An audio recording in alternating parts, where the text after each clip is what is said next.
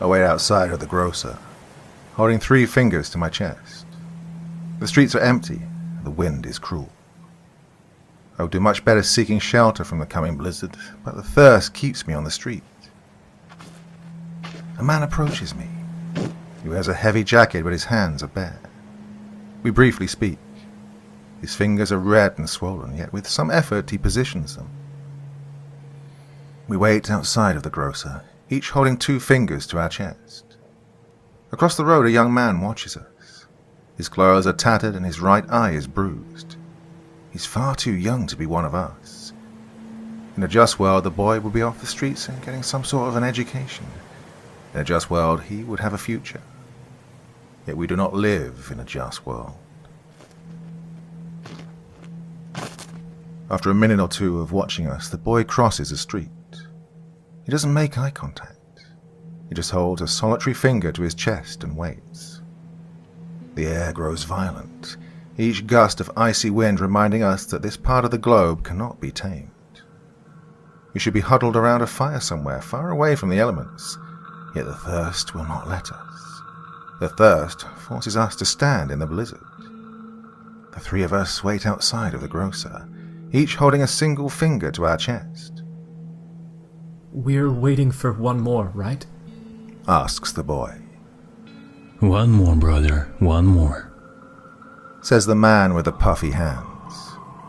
Unless you're feeling like a big spender, that is. The boy doesn't answer. Instead he takes out a crumpled pack of cigarettes. There's only 2 left. I try not to stare, but I do. Reluctantly, he offers me one. Eagerly, I accept. The youth lights up his cigarette immediately, but my efforts are foiled by the howling sky. The boy's plastic lighter refuses each spark. I put the cigarette behind my ear and wait for the wind to die down. It doesn't. Real cold, brother, ain't it? Says the man with the puffy hands. He doesn't look me in the eyes. He watches the cigarette. A black car creeps out of the blizzard. Both the make of the vehicle and its governmental plates come from a country that no longer exists. I recognize the car from the years when there used to be a star and sickle on our flag. Those days have passed, yet nothing has changed. A woman wearing a dark lab coat exits the vehicle. She's small in stature but walks with purpose. Within a couple of quick steps, she's in front of us. Tavarishi, She says, there is storm coming. You do not belong on street. Please, let me take you somewhere warm. Even though her eyes are hidden behind reflective spectacles, I can sense her gaze. She is measuring our character. Not only can I provide food and shelter, I can provide also liquor. Sounds good to me, miss. Lead the way. The man with puffy hands says. The boy and I don't move. Who are you? Asks the boy. Boy, if a kind stranger offers you food and shelter, you just don't ask questions. The man with the puffy hands says.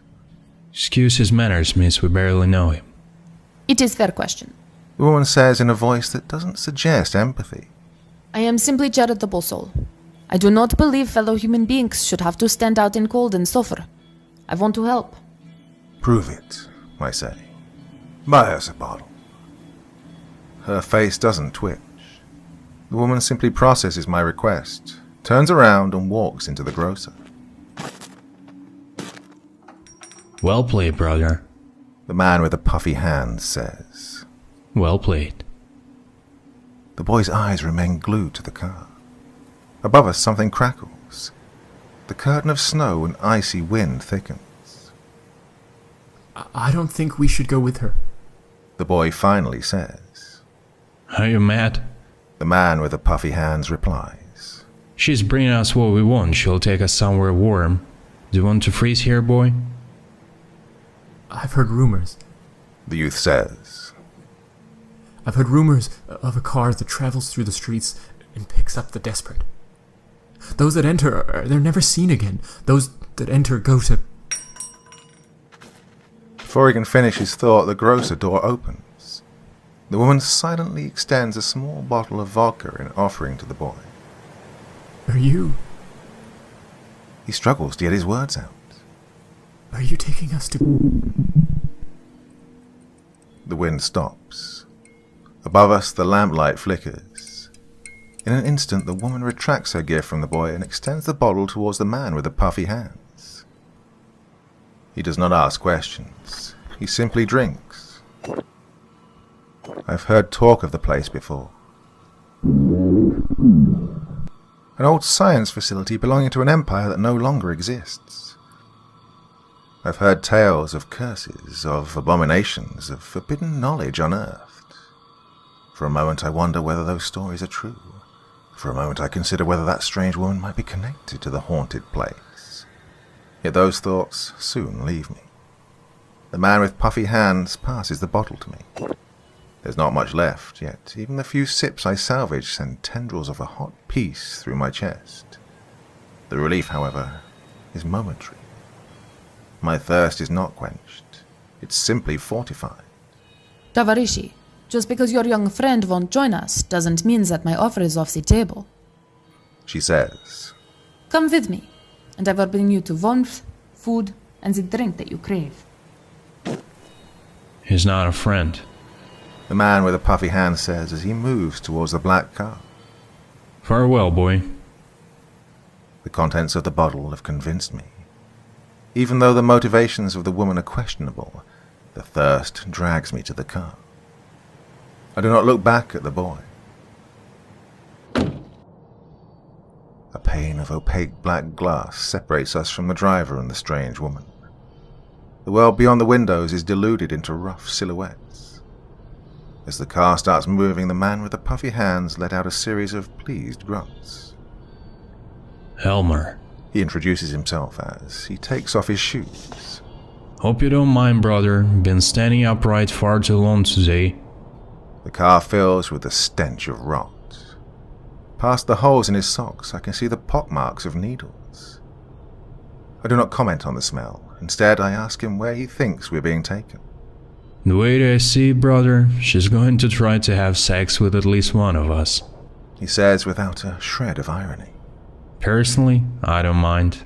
I've been with wars in my younger years, and if she provides what she promises, I'm happy to take one for the cause. Before I have a chance to figure out if Almor is being serious or not, the car halts. We were in the city just moments prior, but the land outside of the vehicle is unrecognizable. A moat of frozen water surrounds us. Around it stand sickly, skeletal trees. From beneath the fallen snow, dead shrubbery juts out like clawing fingers of restless corpses. Beyond us stands a concrete shack with a large metal door. The woman makes her way towards the building without looking back. After waiting for Almor to put his shoes back on, we both follow her. The wind outside is brutal, but the thick cement walls of the structure make the elements irrelevant. As soon as the metal doors close behind us, the roar of the blizzard is hushed down beneath the gentle buzz of fluorescent lighting. The inside of the concrete structure is a singular hallway leading to a set of elevator doors. Everything around us echoes the soulless pragmatism of Soviet architecture, yet in one corner of the hallway there's a taste of hospitality. An electric heater, food, drink. Almor immediately leaps at the offerings. Tavarishi, I hope you find supplies sufficient for a moment. She says as the red coils of the heater dance across her spectacles. In order to access through shelter, however, I will need some information for your entry paperwork. The process should take less than an hour, and I assure you, rooms downstairs are more comfortable than hallway. Is this... The words scratch against my throat. It's as if the universe itself was trying to censure me. Is this... The fluorescent lights above us flicker. The electric heater hisses. She turns to face me. All that I'm met with is my own miserable reflection. Every fibre of my being wants to let go of the question and indulge in the gifts. But before I can turn away, the woman speaks. We do not live in a just world. She says. This building, the mere existence of the... It alone is evidence of the cruel universe which we inhabit. Horrid research was conducted here many years ago. The earth is still sick with the echoes of that dark science. The walls weep for the suffering countless innocents had to face here. Yes, your young friend was correct. This is... Yet he was wrong to assume I mean you harm. Tovarishi, I only want to shield you from the cold and from your cravings. My colleagues who wait below only want to provide good life for you and all others who suffer on streets. It is only by spreading kindness in these halls, by reasserting our humanity, that we can cleanse the spirit of this inhuman place. Well said, miss, well said. Almor says as he tears into a packet of melted chocolate bars near the heater. Come sit here, brother. Let us not bother our charitable host more than we have to. I sit down by the heater. The warmth of the machine calms my doubts. With one pull of the bottle, any amount of suspicion dissolves into irrelevance. I give the woman whatever information she requires, as does Almor. The woman once again tells us to enjoy the food and drink, and then disappears down the elevator to process our paperwork.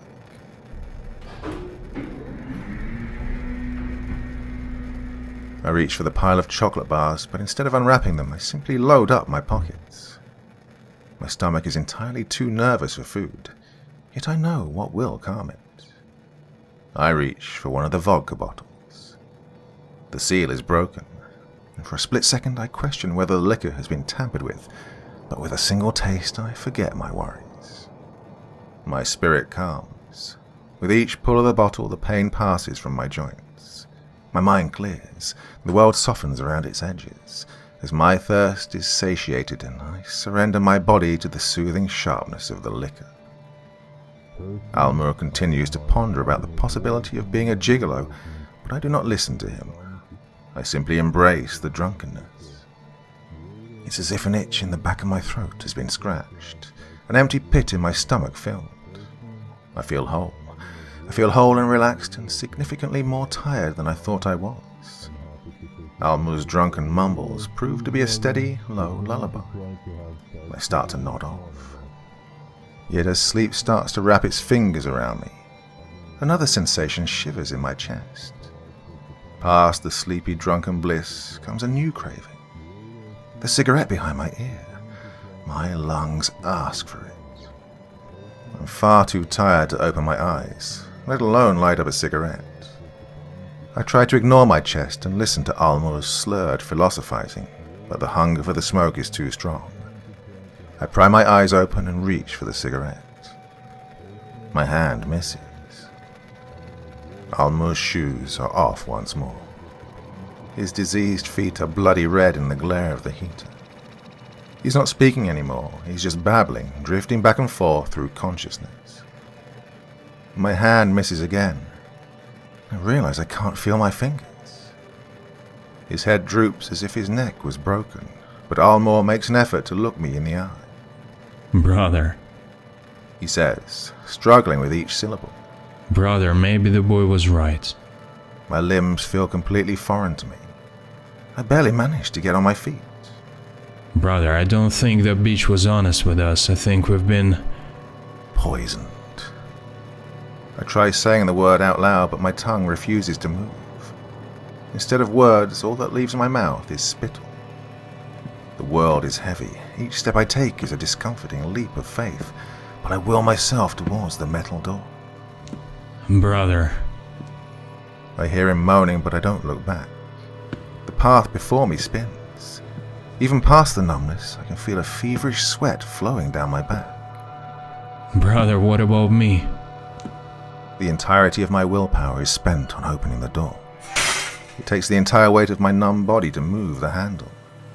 By the time I feel the freezing wind on my face, I am spent. My body allows for 2 more steps before it goes limp. The dead shrubbery reaches out for me from the frozen ground. I know I am in no state to escape. I know I can't make it back to the city. The panicked voice of my self-preservation goes quiet. And I know I'm doomed. For a moment I consider crawling back inside and accepting whatever fate the scientist has in store for me, but I'm far too exhausted. I stay outside, leaned up against the partially open door. It's cold, but my eyes close regardless. I hope that memories of friends and good nights will keep me warm. And they do. The numbness in my body allows me to relax. I accept my fate and let my mind take me far away from... I remember my schoolyard days, my parents, past loves, warm summer nights spent in good company. And for a moment, with my mind diminished by the poison in my veins, I almost feel happy. But then, I hear the elevator door open. Almor yells something, but it's incomprehensible. Heavy stomps and the grinding of metal drown his pleas for help out. The thuds from inside the building sober me slightly. I once again consider escaping into the forest, but I find myself unable. Not only am I still seized with the weakness, but my sweaty palms have interwoven themselves with the cold metal of the door. The heavy footfalls stop, but Almor's pleas don't. I hear the woman say something to him, but I can't hear her properly. There's something else in the hallway with them, something that breathes heavy and low, something that moves with the sound of grinding gears. I lean over and look inside the building. I gaze into... Adrenaline cuts across my veins like a razor-sharp knife.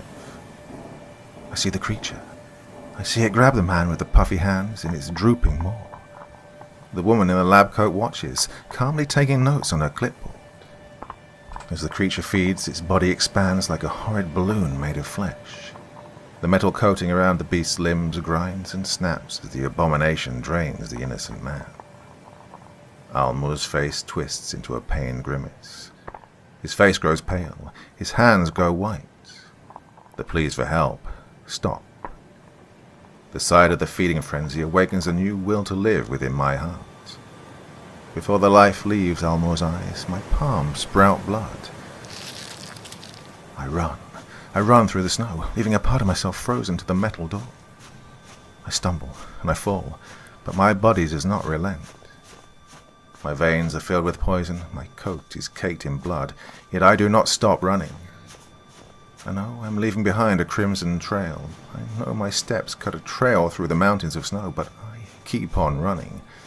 I keep on running because the alternative is incomprehensible. The jagged shrubs give way to sickly woods. The sickly woods strengthen into a healthy forest covered in snow. By the time I reach a road, I cannot run anymore. My heart does not calm, it still demands my legs do whatever they can to escape the cruel woman and her monstrosity, but all I can manage is a staggered walk. By the side of the road, I find an abandoned warehouse. I stumble inside in hopes of survival. The last thing I see before my consciousness fully departs is a group of men gathered around a fire. I dream of the thing. As my body wrestles with the effects of laced alcohol and exhaustion, the visage of the revolting beast refuses to leave me. The grinding of rusted metal strains its way into a universe of throbbing flesh. Incomprehensible shapes of raw meat and arteries haunt me as I drift in and out of consciousness. At times I start to believe I never escaped the beast. There's moments within my fevered battle when I'm certain that I've died and my body is simply rattling in some grisly afterlife of oozing flesh and corroded metal. Yet slowly, ever so slowly, sunlight seeps into my world. You're awake. A familiar face with peach fuzz and a bloated eye greets me. Thank the Lord you're awake. What a horrid state you came in. I knew that woman was dangerous. My body feels hollow and defeated, but I have control over my limbs once more. In the corner of the warehouse, a group of men warm themselves at a makeshift fire barrel. The boy explains they helped him tend to me after my sickly arrival. He tells me I'm lucky. I agree. As I rediscover control of my body, I also rediscover the candy bars in my pocket. Their packaging seems intact. As I describe Almor's fate to the youth, I offer him some of the chocolate. At first he seems nervous about the food, but we're both too hungry to be paranoid. There are no words to properly capture the maddening form of the beast I'd witnessed. Even past my struggle to verbalize the insanity, however, the youth understands. Sounds like you need a drink. He says. That should help you forget. right? We laugh, but the merriment doesn't last. Soon enough, the joke about the thirst becomes an unavoidable part of reality. In a just world, this experience will be enough to make me reject the bottle, but we do not live in a just world.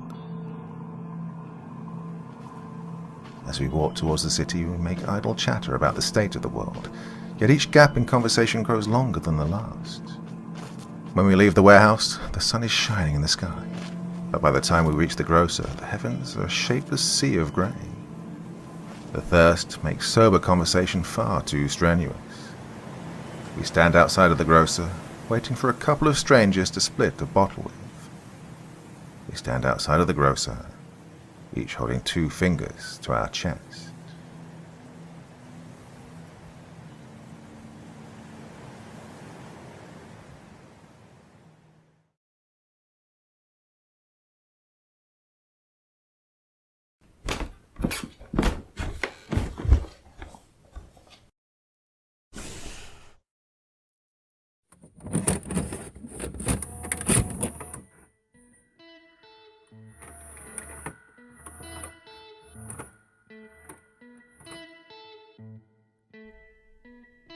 In the basement, right by the washing machine, I have a little cardboard box that I visit whenever I need a break from reality.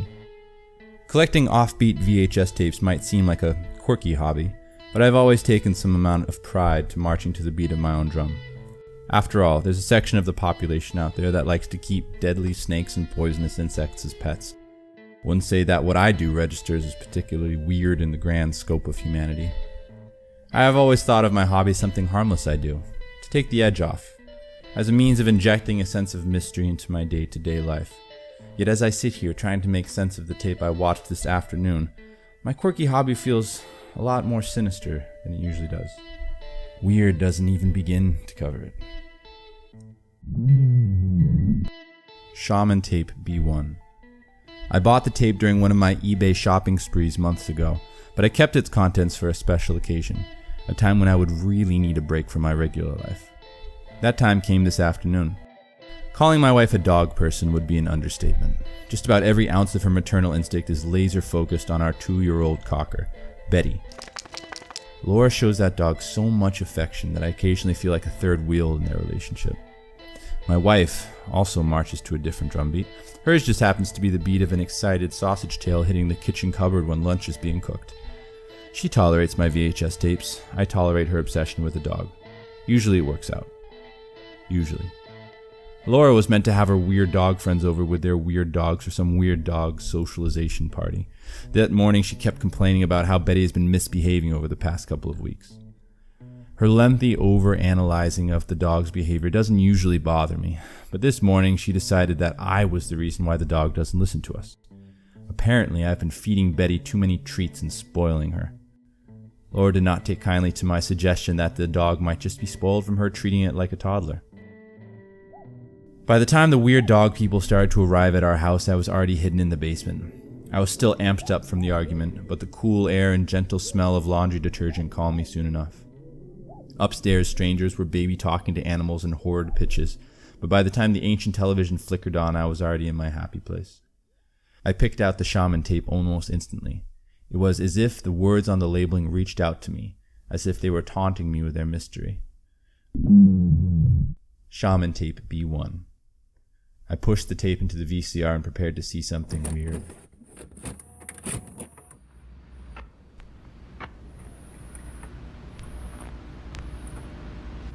Blank spots at the start of a tape have always been marks of quality for people with my taste.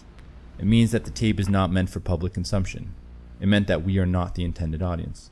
In a media landscape where every bit of content is laser focused on reaching its desired demographic bubble, a VH tape of something you're not meant to see is worth its weight in gold. The waves of static drifted across the monitor like an infinite digital ocean. I was no longer in a house filled with dogs. I was in a journey to see something forbidden. A lit up stage flashed into existence on the screen. The footage was grainy and mute, suggesting a film reel from the earliest 20th century, but the man who stood on the stage, he felt timeless. He wore a tall feathered headdress and a long, unkept beard. In front of him he had a little drum that he would absent-mindedly tap from time to time. He wasn't focused on his instrument, though. His attention was elsewhere. He was looking directly into the camera. As grainy as the footage was, the shaman's stare was unavoidable. There was a suffering melancholy in his eyes. It was as if he was lying at the scene of a car crash and was looking up at someone who could help but decided not to. It felt like we were in the same room. He was gazing deep into my soul. We stared at each other. There was a screen between us, and even beyond that screen, there were decades of technological advancements, but the shaman from the film reel was looking straight into my eyes. For a couple seconds we just stood there, two men divided by media and time, holding uncomfortable eye contact. Then, the shaman started to sing. The tape had been silent until that point, and the volume of the television was turned down to a whisper, but I heard the shaman's song loud and clear. A steady, low drone came from the depths of the man's throat and echoed through my skull. His hand started to tap against the drum in rhythm. This is why I watch these tapes. For a moment I was elsewhere. For a moment I wasn't in a house filled with dogs.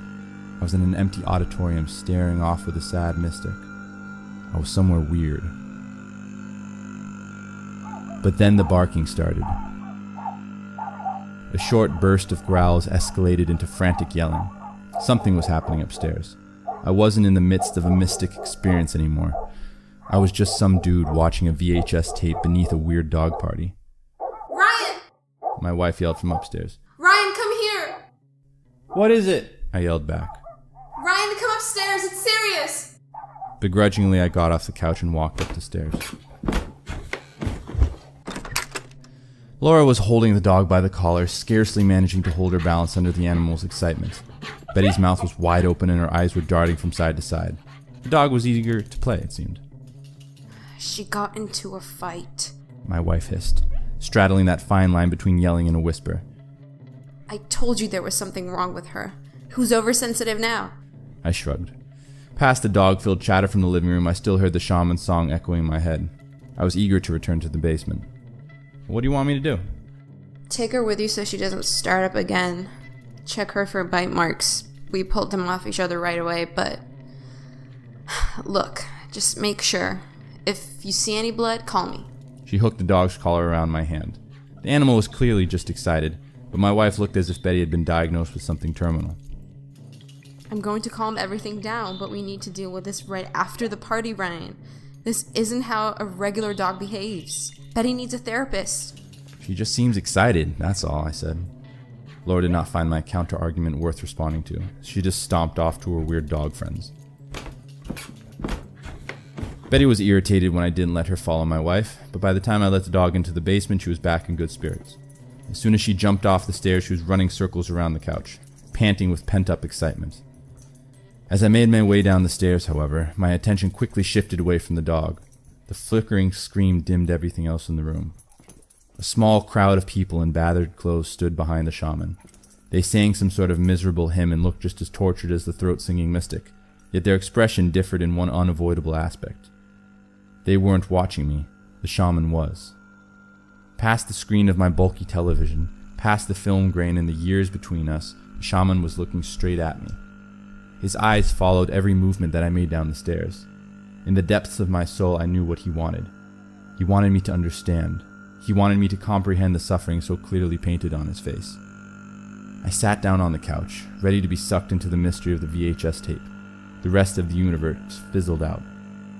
I was fully committed to listening to the shaman, to understanding his pain, to indulging in the forbidden tape. But then Betty jumped on my lap. She sat there for a grand total of half a second and then leaped back onto the floor and started racing around the basement like a wild animal. I tried turning my attention back to the shaman and ignoring the frenzied dog, but when Betty nearly knocked over my television, I knew something had to be done. "Betty!" I yelled. She didn't listen to me. Instead, she grabbed one of my slippers and jumped around, challenging me to chase her. "Betty!" I yelled, again, this time taking a treat out of my pocket. The slipper dropped to the floor. In an instant, I had the dog's complete, undivided attention. "Please don't be a bitch," I said, and threw her the bribe. It was one of those rubbery bones that advertise with a pearly-toothed Labrador. Chewing on the treat would occupy her for a good couple of minutes. Satisfied with the dog's gnawing, I turned my attention back to the shaman. He continued to hold his low, throaty note and tap his drum, staring deep into my soul. The crowd around him grew. Between the flickers of the screen as if spliced into the film reel itself, new gaunt faces started to appear on the stage behind the suffering mystic. There would always be a moment of shock when they found themselves standing by the shaman, but soon enough they all joined the chorus accompanying the mystic's performance. Betty was chewing on her dental treat next to me, but the dog's snarling was drowned out by the haunted hymn bleeding out of my television. I did not understand the words that the chorus sang, but I found myself mouthing along. Króla uśniesu, iść do domu. The room grew even dimmer, dragging all of my focus towards the television. A wave of static washed through my ears like a gust of wind. I found myself shivering. I found myself numb. Króla uśniesu, iść do domu. A concerned growl came from next to me, but Betty was gone. The world beyond the television was impossible to focus on. My whole body was starting to grow faint. The shaman's eyes were begging me to join him on the screen. Króla uśniesu, iść do domu. I accepted his invitation. The reality of my basement drifted apart like dying smoke. For a mere moment I felt Betty's paws press into my lap.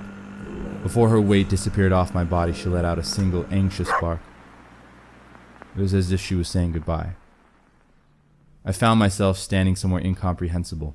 The air was heavy and cold. The universe before me existed in shapeless suggestion. From the blurry outline I could tell apart the swaying of the shaman and his tired chorus, but there was someone else in the room with me. Someone who stood next to me. His mustache was well trimmed and he wore a clean lab coat, but his eyes were just as miserable and piercing as the shaman's. Leave. The scientist said, his voice drenched in a foreign accent. You do not belong here. Leave now or you will be trapped forever. Leave now or you will forever sing. I opened my mouth to ask about the nightmare I was stuck in, to understand where I was, but no words came from my lips. The sudden realization that I was not in control of my body hit me like a crumbling brick. I opened my mouth again. I opened my mouth again in an effort to ask for a way out, to demand escape from the steadily sharpening image of the shaman and his chorus. This time words came from my lips, but they weren't the ones I had intended to vocalize. Króla uśniesu, iść do domu. I am sorry, friend. The scientist said. I am sorry you have to share our curse. And then he, too, started to sing. Before me I could see the shaman. He was no longer in a universe of film grain. He was a real man standing in front of me in the flesh. Looking into his pale eyes, I finally understood his sadness. I understood that he was trapped inside of the VHS tape. Króla uśniesu, iść do domu. I understood that I would be trapped with him until the end of time, singing that horrible song. Króla uśniesu, iść do domu. Thoughts of the woman that I loved, of her dog, of the weird friend she kept. They felt like distant memories from a warm, detergent-scented universe I would never see again. I knew that I would spend the rest of eternity singing words I did not understand in an inescapable, tortured chorus. Króla uśniesu. Eternity came to close with a crash. I was back in my basement. Before me stood an overactive cocker spaniel. Her little sausage tail was beating against the side of my broken television. The loud crash brought a premature end to the weird dog party. As soon as my wife saw her fur baby standing in a mess of broken glass, she kicked all of her weird dog friends out and spent the rest of the afternoon checking Betty's paws for shards of glass. She yelled at me for not looking after Betty properly, but my wife's anger didn't last long. She was more concerned about getting our dog behavioral therapy. As she checked the animal's paws for the umpteenth time, she decided it was time for Betty to get a trainer. I didn't argue. I was too preoccupied thinking about what I had seen on the VCR. I didn't tell Laura about the tape or the shaman. For starters, I didn't want her questioning my mental state, but I also was still making sense of what happened. That hasn't changed. I'm still trying to comprehend of what I've witnessed in the basement. My VHS tapes help me unwind and they give me that glimpse of a bizarre corner of the universe which I so desperately crave. But the footage from has been far too much. Even as I tap out these words on my screen, a shiver travels up my spine at the mere thought of what I had witnessed. There's no way that I'm ever letting go of my hobby, but if I ever come across anything to do with on my late night eBay shopping sprees, I'll be sure to look for my forbidden kicks elsewhere. Usually Betty follows my wife to bed and sleeps at her feet, but tonight my wife sleeps alone. Betty has been obsessively tailing me ever since she tipped over the television. It's like she knows that she saved me from an eternity of misery behind a screen. It's like she's expecting a reward. I give the dog another treat. As soon as the faux bone is in Betty's jowl, she runs to the bedroom to chew on her prize. I sincerely hope that the dog snarling doesn't wake up my wife. The last thing I need right now is another argument. Outside of the dog's gnawing, the only other sound in this tranquil suburban night is the hum of our fridge. Underneath that mechanical purr, however, there's something else. Hidden within that familiar buzz, I hear something foreign. The shaman's low, throaty song still echoes through my soul. For a moment I try to listen to it, I try to understand it, but then I stop. The mustachioed scientist was right. I don't belong in the demented realm of the shaman's tape. I belong in my bed, next to my wife, with her misbehaving dog at our feet. I should get some sleep.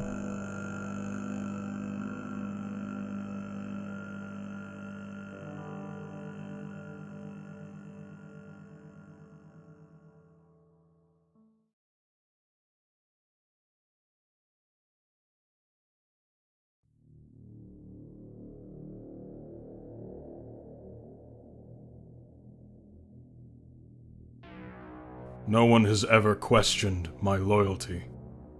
In return, I have never questioned my orders. For decades, my comrades and I have enacted the will of the Kremlin in places where the Kremlin could not be seen. We shed our colors, our names, our identity. We were all willing to die in complete anonymity for the greater good of the homeland.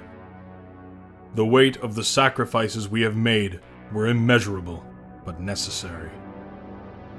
We stopped this land from descending into chaos. We immolated ourselves at the altar of order and control, hoping that one day we would be remembered as heroes. They're all dead. Everyone who came with me to this cursed corner of the globe is dead. And I am left as the sole survivor of the horror we have witnessed. For nearly 2 decades, I have sat in this disgusting basement that smells of death, waiting for a word from my superiors. I have spent years waiting for some sort of debriefing, some sort of explanation for what had happened that fateful night. I expected someone to come back and bring me back home. I expected proper treatment for my wounds, a pension, at least a quiet recognition for my loyalty. But none came.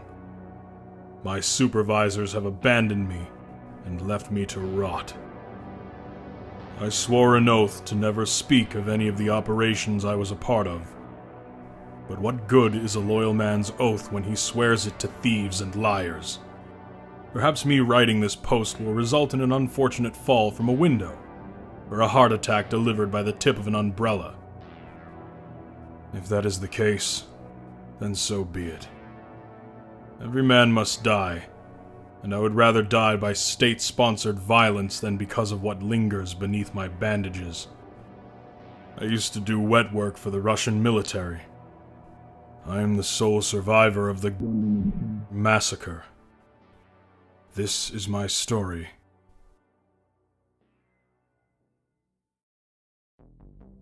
It was the summer of 2002, and I'd been dispatched beyond the new borders to Central Asia. As usual, everyone on the team was given a local passport and false documentation. If we were to be caught, there would be no connection to a foreign government. For all intents and purposes, I belonged to a group of concerned local citizens who had access to high-grade military equipment. The area that we were meant to be concerned about was the building formerly known as the United People's Institute of Science, or, as the superstitious locals called it, the... In its former glory, the United People's Institute of Science was one of the most revered Soviet scientific installations. The greatest minds of the East all gathered in a single underground facility and researched concepts that would help the Soviets get an upper hand in the war. The Institute always operated on a relatively self-governing basis. Yet once the borders of our sphere of influence started to readjust in 1989, communication with the facility went completely dark. There were bigger problems than rogue scientific installations after the wall fell. When the Soviet Union finally collapsed, any paperwork concerning the Institute's existence went to rot in archives that few would ever visit. Official oversight of the Institute ceased to exist, yet the facility continued to operate in its own special way. The rumors were a mainstay of local gossip. Stories of insane scientists, of disappearances of strange creatures roaming the woods. Nothing particularly alarming for an uneducated community next to a secret research facility. Aside from the Institute, the only other notable things in the nearest city were a handful of factories and an old, burned-down hotel. Bored people in desolate conditions tend to have colorful imaginations. For decades, the rumors were ignored. After '91, however, the talk about the Institute changed. For one, it was no longer referred to as the Institute. To the locals, the building was now known as the rumors, much like the name, changed in their form. The locals no longer spoke of vague monsters and ethereal plots. They spoke of specific missing people, of livestock showing up bloodless in the fields, of a specific part of the forest from which none returned. The locals' abstract stories hardened into matching descriptions. When digital cameras became cheap enough to be a hobbyist item, the photographs started to emerge. They were grainy, and there were no guarantees that they weren't doctored. Yet at that point, this started to catch the attention of the decision-makers. The rumors caught the eye of those in power, yet on closer inspection, there was something more concerning about the Institute. According to the few official documents that could be unearthed, the United People's Institute of Science was not just a research facility. There were 2 missile silos attached to the structure. This so-called was deemed a threat to national security. The channels from the provincial government pointed to a culture of drunkenness and ineptitude. We were brought to the city without any express permission from anyone noteworthy. Our mission was to assess and take control of the If we were to be caught or killed, we would be forever known as very concerned citizens. We were organized into a 12-man team. Our handler set us up in the basement of a hospice. I didn't recognize any of the men present, except for one, the Sibiryak. 2 years prior, we had both been part of a particularly messy operation near the Mongolian border, where he had saved my life. I have met a lot of dangerous men throughout my career, but the Sibiryak towered over them all, both in stature and in capacity for violence. The directives for our mission were vague at best, but knowing that Siberian giant was on our side eased my mind. I had seen him kill. As long as he was on the same side as me, I considered myself safe. Even though we were in the basement of the hospice, the cries of the sick still reached our ears. I joined the rest of the team in a friendly game of cards and some light drinking, using a radio to drown out the wails of the dying. The mood in the basement was reasonably calm. Everyone was blowing off steam before the mission, with one exception. The Sibiryak did not join us for the card game or the vodka. He simply sat at the top of the stairs, listening to the pain of strangers. It was as if he knew we would soon join them in their torture. The United People's Institute of Science was a particularly subterranean structure with only a guardhouse and a small lobby, with an elevator shaft leading down. The plan was simple. 2 men were to covertly make their way to the guardhouse, neutralize the sole member of security, and then the rest of the team was meant to advance toward the Institute under the cover of night. The operation was a mess from the beginning. The two men chosen to deal with the security guard were young and indecisive, and the security guard himself acted erratically. Most civilians immediately cooperated at the sight of a rifle. The security guard did not. As soon as the two greenhorns approached, he started yelling about them having no authority here. Instead of surrendering, he picked up the phone and called his supervisors. By the time they shot him, he had alerted the Institute to trouble. The monotone voice of the commanding officer in our earpieces ordered us to advance on the facility. It was a pitch-dark night, with not even a hint of the moon in the sky. Yet the night vision goggles turned the incomprehensible dark world into a navigatable sea of grainy green. The Institute was located in the middle of a dense forest, yet the land around the actual structure was completely barren. There was no cover. We were like heavily armored lambs moving toward a dead, quiet slaughterhouse. An announcement of our arrival was not optimal, but the sort of work I was in rarely went according to plan. Robbed of the element of surprise, we moved on the Institute from opposing directions in 2 groups of 5. I was in the back of the eastern formation with the Siberiak directly in front of me. The hulking giant offset any discomfort I had at the announcement of our arrival. I thought myself safe. As we moved across the dead ground, my earpiece sounded off with the commander's voice, and the occasional whispered apology from the guardhouse group. No movement from the Institute. For a moment, I found myself experiencing something akin to calmness. Then, I heard a voice in my earpiece that didn't belong there. Tavarishi, turn back. A female voice.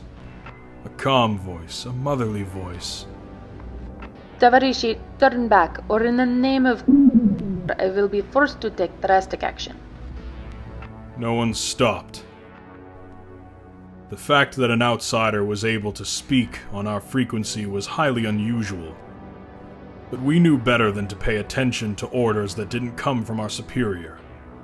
We moved to the backup frequency. The voice followed, but its tone had changed. Tavarishi, She said in a voice so cold and sharp that it would make even the Siberian before me twitch. this is your last warning. If you keep approaching the Gundali Kundur, you will find a fate worse than death. Turn back and never return. I have never disobeyed an order. I take pride in the fact that I am a reliable member of the armed forces, but that voice, there was something unearthly about it. Something horribly malicious that I could not comprehend. My rifle started to shake. My steps became uneasy. For the first time since I enlisted, I found myself truly disturbed. Tavari, I ripped my earpiece out. Even now, as I write this, I cannot explain what I thought becoming death to the voice would achieve. I ripped out my earpiece in blind instinct in a frenzied attempt to retreat from that which had poisoned my soul with fear. The Siberiak kept moving. In the field of coarse green, I could see the rest of the troop progressing as well. I was only a meter or 2 behind the formation, but it was clear that I was the only one who had lost their composure. With shame in my heart, I tried to catch up with the rest of the group. Tavarishi, A dark, horrid voice had boomed through my head. you have been warned. You have refused to see reason, now you shall pay the price. But my earpiece was out. It was as if the foreign voice had been lodged into my skull. Before my mind had even managed to properly register the psychic intrusion, there was something else to contend with. The ground beneath us shook. The earth swelled in a dark circle around the Institute and caved in. I saw my comrades fall into a sudden ditch of murky water. My nose filled up with the smell of an infected wound. Whatever liquid they had fallen into was potent with filth. If I had been standing behind the Siberiak as I was meant to, I would have fallen as well. I would have ended up in that same horrid water as everyone else did. My moment of hesitation is the only reason that I survived that night. The Siberiak screamed. As terrified as I was, I quickly reached down and offered him a helping hand. The man had saved my life a couple of years prior. It was only fitting that I would help him out of the ditch that he had fallen into. Getting the giant out of the water proved to be much more strenuous than expected. His weight was quite a burden to contend with, and much like the rest of the team, he was thrashing around in the water, unable to stand up on his own. To help him out, I had to descend into the ditch myself and plant one foot into the water for leverage. This helped the Siberiak up, but as soon as my boot was submerged in the water, I could understand all of the thrashing about. Just a bit of the dark water had gotten into my boot, but the pain was instant. The liquid was cold, but the moment it soaked through my sock, it was as if I was standing on burning coals. The stench of sickness and the pain seized me so strongly that I nearly vomited. Yet I kept my composure and crawled out of the ditch among the rest of my comrades. Our commander was yelling orders for us to advance on the facility, yet his orders were soon drowned out. You have angered forces which you cannot comprehend. You will feel the wrath of The doors of the facility flew open. The instinct to open fire came as quickly as the order did. Bright flashes broke through the world of green. The quiet forest filled with the sound of gunfire. Yet by the time our rifles went quiet, nothing had changed. We stood there in silence, facing down the cement building, in the middle of a forest with nothing but the echo of our guns to keep us company. That's when I noticed that the Siberiak was shaking. One of his hands was off his weapons and scratching across his back. He wasn't the only one. The rest of the team, even those approaching the Institute from the opposite side, were all clawing at their bodies. Weapons started to fall to the ground, the scratching amplified to manic fits. They were no longer a group of soldiers ready for combat. The Siberiak turned around and faced me. I have seen many things throughout my life. Things that would force most civilians into eternal sleeplessness. Yet nothing compared to the sight of the Siberiak's face that night. His usually vacant gray eyes were filled to the brim with fear. His face was covered in dark red splotches that seemed like the aftermath of some horrid childhood accident. Out of those crimson marks came writhing life. Worms, frenzied worms with small black eyes stemmed from his face, pulling further and further out of his body. He opened his mouth to scream, but his jaw, it too, was filled with the parasites. The Siberiak was not the only one. All around me, my comrades were trying to rip away the foreign life crawling in their skin. They tried to scream, yet all their wide-open mouths let out were whimpers, and more of those writhing maggots. Tavarish, you have not heeded my warnings, and now you will pay the price. The voice boomed into my skull. The is not to be trifled with. Something squeezed its way out of the doors of the Institute. I raised my rifle to fire. Yet my eyes slipped down to the ground. The thing was moving towards our group, but I just couldn't stand to look at it. It moved towards us. I could see my comrades were suffering. I could see they needed help, yet I couldn't face that horrid creature that had left this cursed place. I ran as fast as I could to save my life. Flesh, bone, blood. As I looked over my shoulder, I couldn't tell where the remnants of my comrades ended and where the beast began. I ran blindly into the forest, hoping that whatever was killing my brothers at arms wouldn't follow me. It didn't. Yet, as my struggling breath reached its limits, another problem presented itself. Even though my body was shivering with adrenaline, the burning pain in my foot was starting to make itself known again. I hid next to a forest stream, with my rifle at the ready, and kicked off my boot. Beneath my sock, a mess of life squirmed. The worms. They were the same exact worms that consumed the Siberiak just moments before. They were consuming my foot and slowly spreading toward my calves. Instinct. The same instinct that forced me to rip out my earpiece was now driving me to act. I found a piece of wood in the stream and fished out my combat knife. I placed the wood in my mouth and bit down. I knew what I had to do, but I also knew that the beast that was lurking by the would hear me, and all of my pain would be worthless.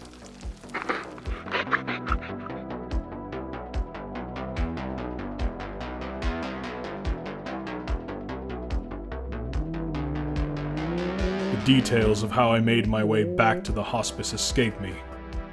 My handler kept me on enough morphine for the whole month after the mission to stay a distant memory. I loosely recall pulling my body through the jagged gravel of a road toward the city. I loosely recall being loaded in the back of a car. I loosely recall the surgery to amputate the rest of my leg. What I do remember with absolute clarity is my handler thanking me for my service and asking me to stay put until someone came to retrieve me. That was almost 2 decades ago. I recall that promise with sharp memory because I have thought about it each and every night. I have been loyal. I have waited. I have even tried to establish contact with the local embassy, yet no one would claim me. For years I have been a man living in the basement of a hospice, praying that I would not have to die here. Yet those illusions are starting to leave me. Beneath my bandages I can feel it again. The worms. The amputation has only slowed their progress. Beneath my bandages I can feel them wriggling again. They have come to finish what they started during the massacre.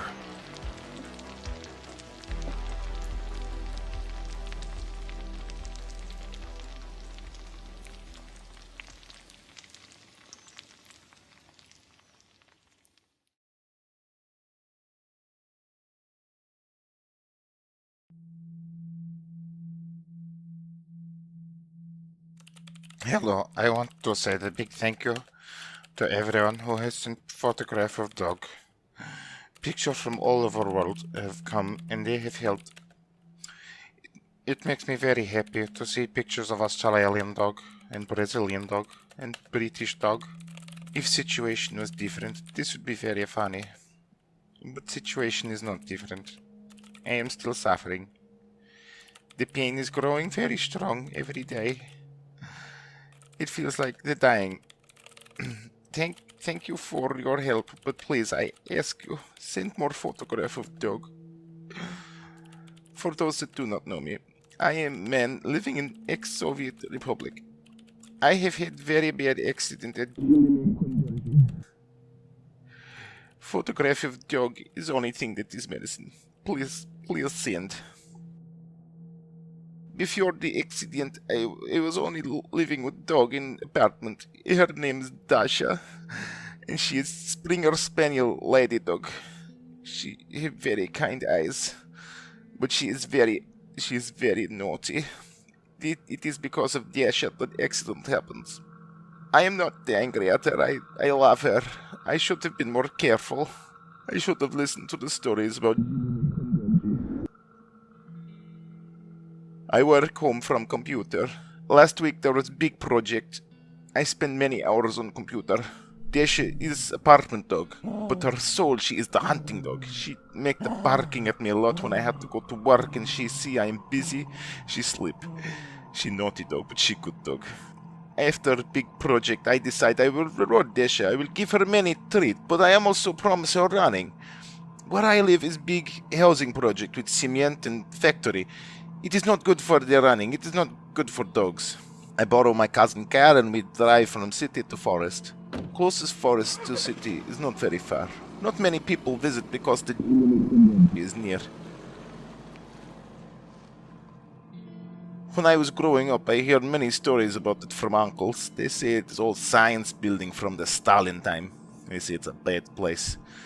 They tell a scary story. I never believe. Even as child, I think I am a rational man. When they warn me not to go to I think they are being idiots. When we arrive at the edge of forest, Desha runs like a bullet. She's full of excitement and athletic dog. I try to run after her, but I am not very athletic.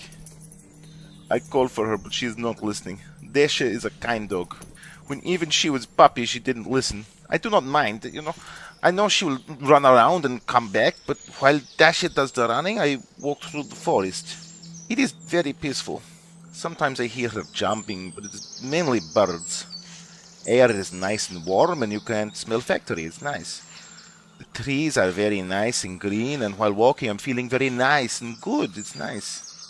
I start to think that maybe forest isn't just good for Dasha, but maybe good for me also. After walking for a quarter of hour or 2/4 hour, walking the forest starts to get strange. Birds stop, trees start to look sick. Gentle wind disappear and start to smelling like bad swamp. Desha has better nose than me, but she does not for caring. She keeps going. She keeps on running through the dead leaves and having the fun. I watch her smile and play, and I smile too. But then I stop smiling. I see the...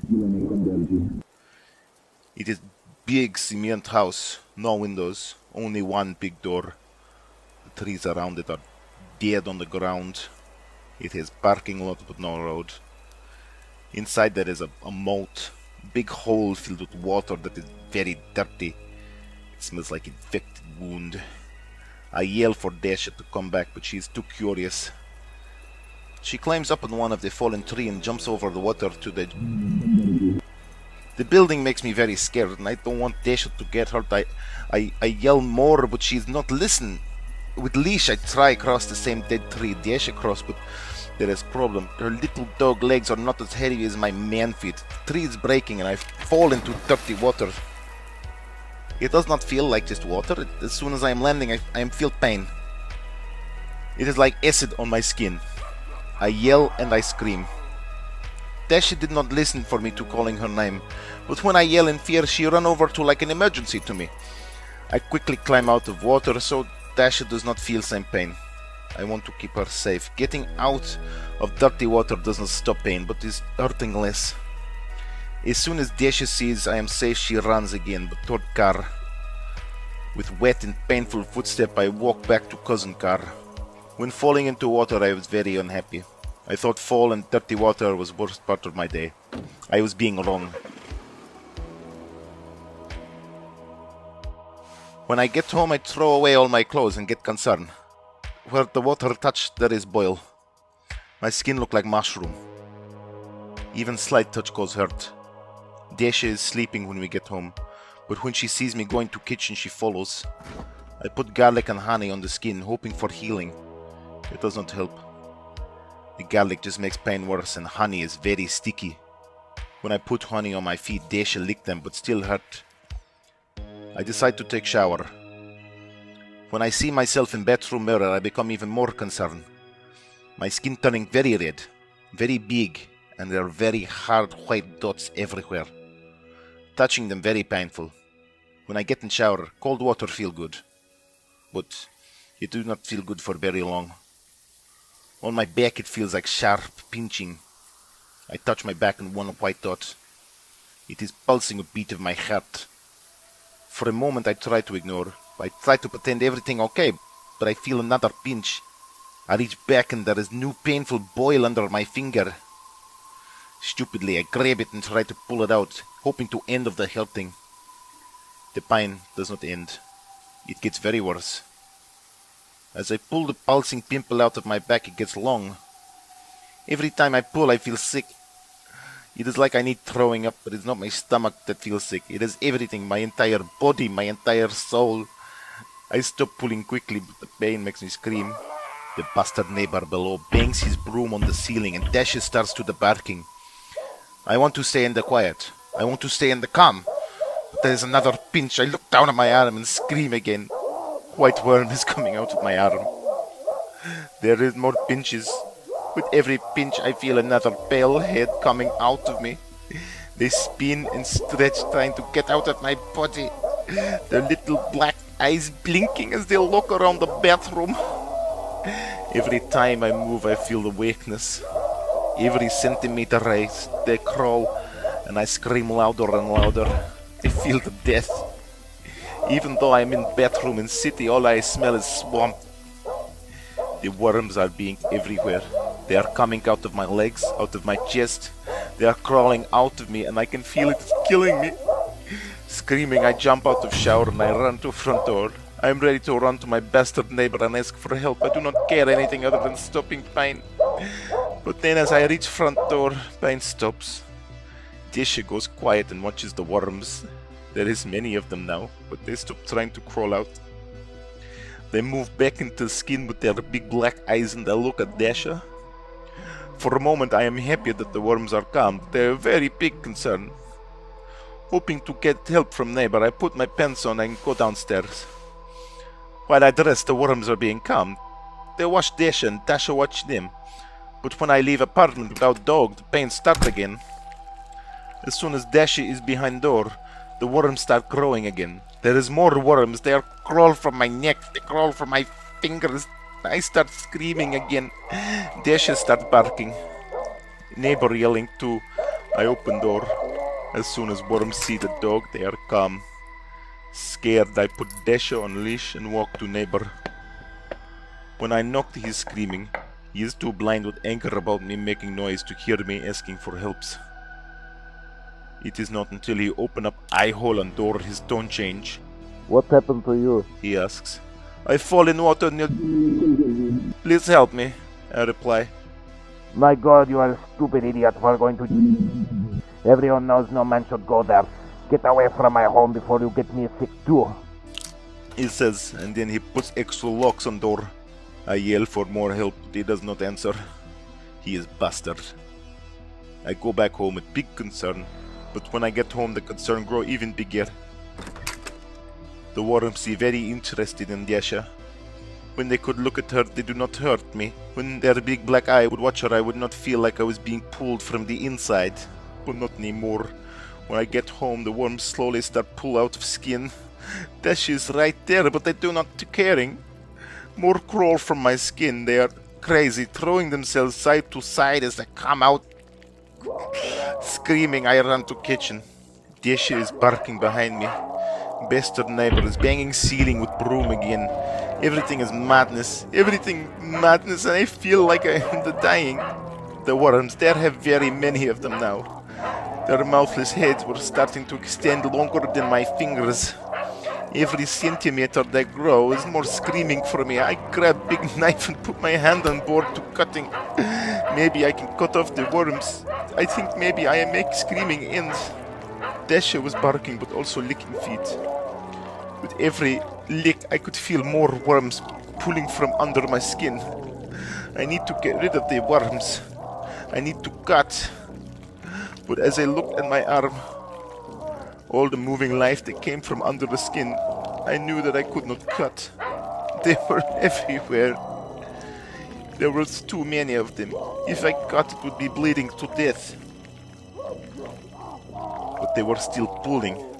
I felt like I was drunk on a carnival ride going too fast. My body being ripped out from beneath me and I transformed into massive alien life. Everything so painful. The only thing I could think of was more honey and garlic. The pain too much. I was running out of strength. I was thinking I am about to pass out. The worms keep on worming, growing inside me, hurting me. But then, just as I feel my legs starting to slip, all is stopping. All pain disappear. All the worms are retreating back under my skin. Their black eyes blinking and watching. Looking at the same place, the fridge. When I first get Dasha, she was very small dog. Her ears sometimes be wrong on her head, but they always make me smile. So I take picture when she is puppy, and put the photograph on the fridge so I can smile when I am having bad day. Picture did not make me smile that day, but it was making the pain stop. All the worms were now watching out the skin with the big black eyes. They're all looking at picture of puppy Dasha with her ears wrong. It did not make sense, but I understood. I went to computer and finding every single puppy picture Dasha I could find. When picture on screen, worms are being calm. When picture gone, worms grow and I scream. At first I am proud of figuring out worms, but I soon start worrying again. The longer they look at the picture, the more they blink. When they start to blink too long, they start to growing again. With screams waiting in back of my mouth, I went on Twitter. I go to strangers around the world and I am asking for pictures of dog. In less than quarter of hour I have many pictures of dog. Florida dog and Scottish dog and Thailand dog and many people send many pictures. These pictures calm my worms. I am still scared, but the kindness of strangers make me happy. I love the cute picture and some of them even make me laughing. I have trouble thanking new friends because my English not too good and I can't do too proper explanation. So I am posting video showing what happened. I show worms. I show Dasha. I tell how much hope they are bringing with their kindness. I am posting video thinking it will explain situation, that it will make others happy. I am banned from Twitter 5 minutes after posting. Everything picture dog is taken away. I'm left with only pictures of Dasha and fear. Twitter will not responding to my email or phone call. This is why I am here on Reddit. Please consider my poor soul. I am man doing the begging. I need more pictures of dog. I do not too caring if it is good photograph or not. The worms not caring too. Just please help me. I not wanting to scream again. I do not wanting to die. If worms not in my body, if worms not seeing the dog, I will be torn apart. Please send picture of dog. Bless you. If you are ever in my country and I survive this, I will buy you lunch and thank you in person. But if you are ever in my country, making sure you do not go to...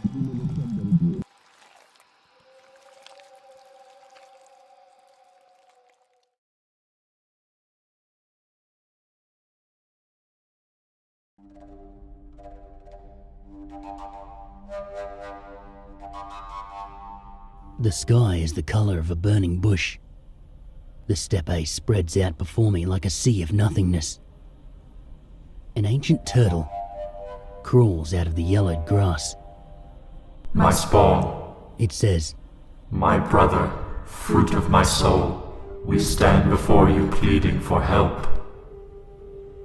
The rest of the universe speaks along with the animal. I hear syllables on the frigid wind. I feel the presence of the sky.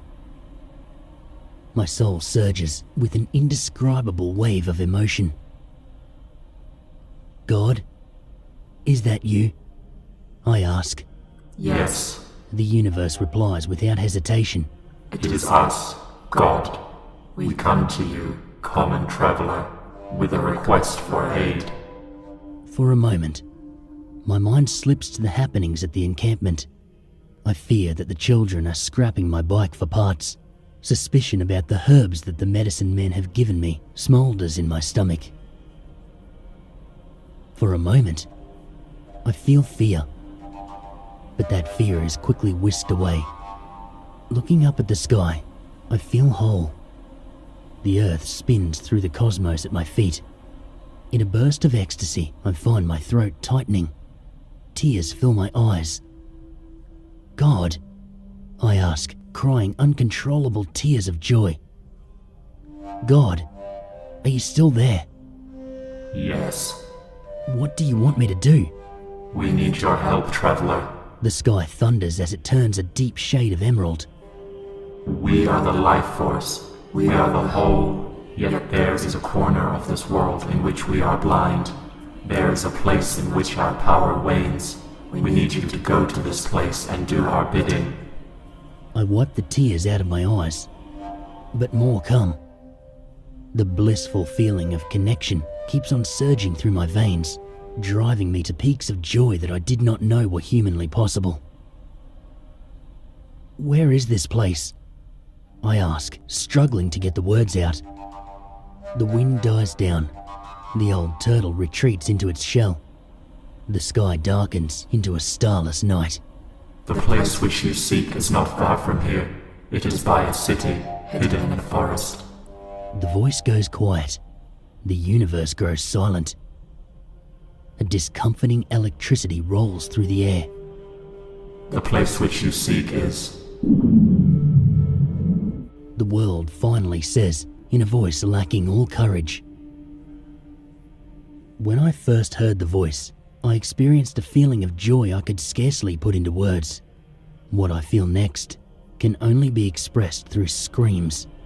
With each syllable of that horrid name that I hear, a new shard of ice travels through my spine. All the love and life seeps out of the universe and is replaced with utter darkness. I run away. The voice asks me to return, to listen, to help, but I run away.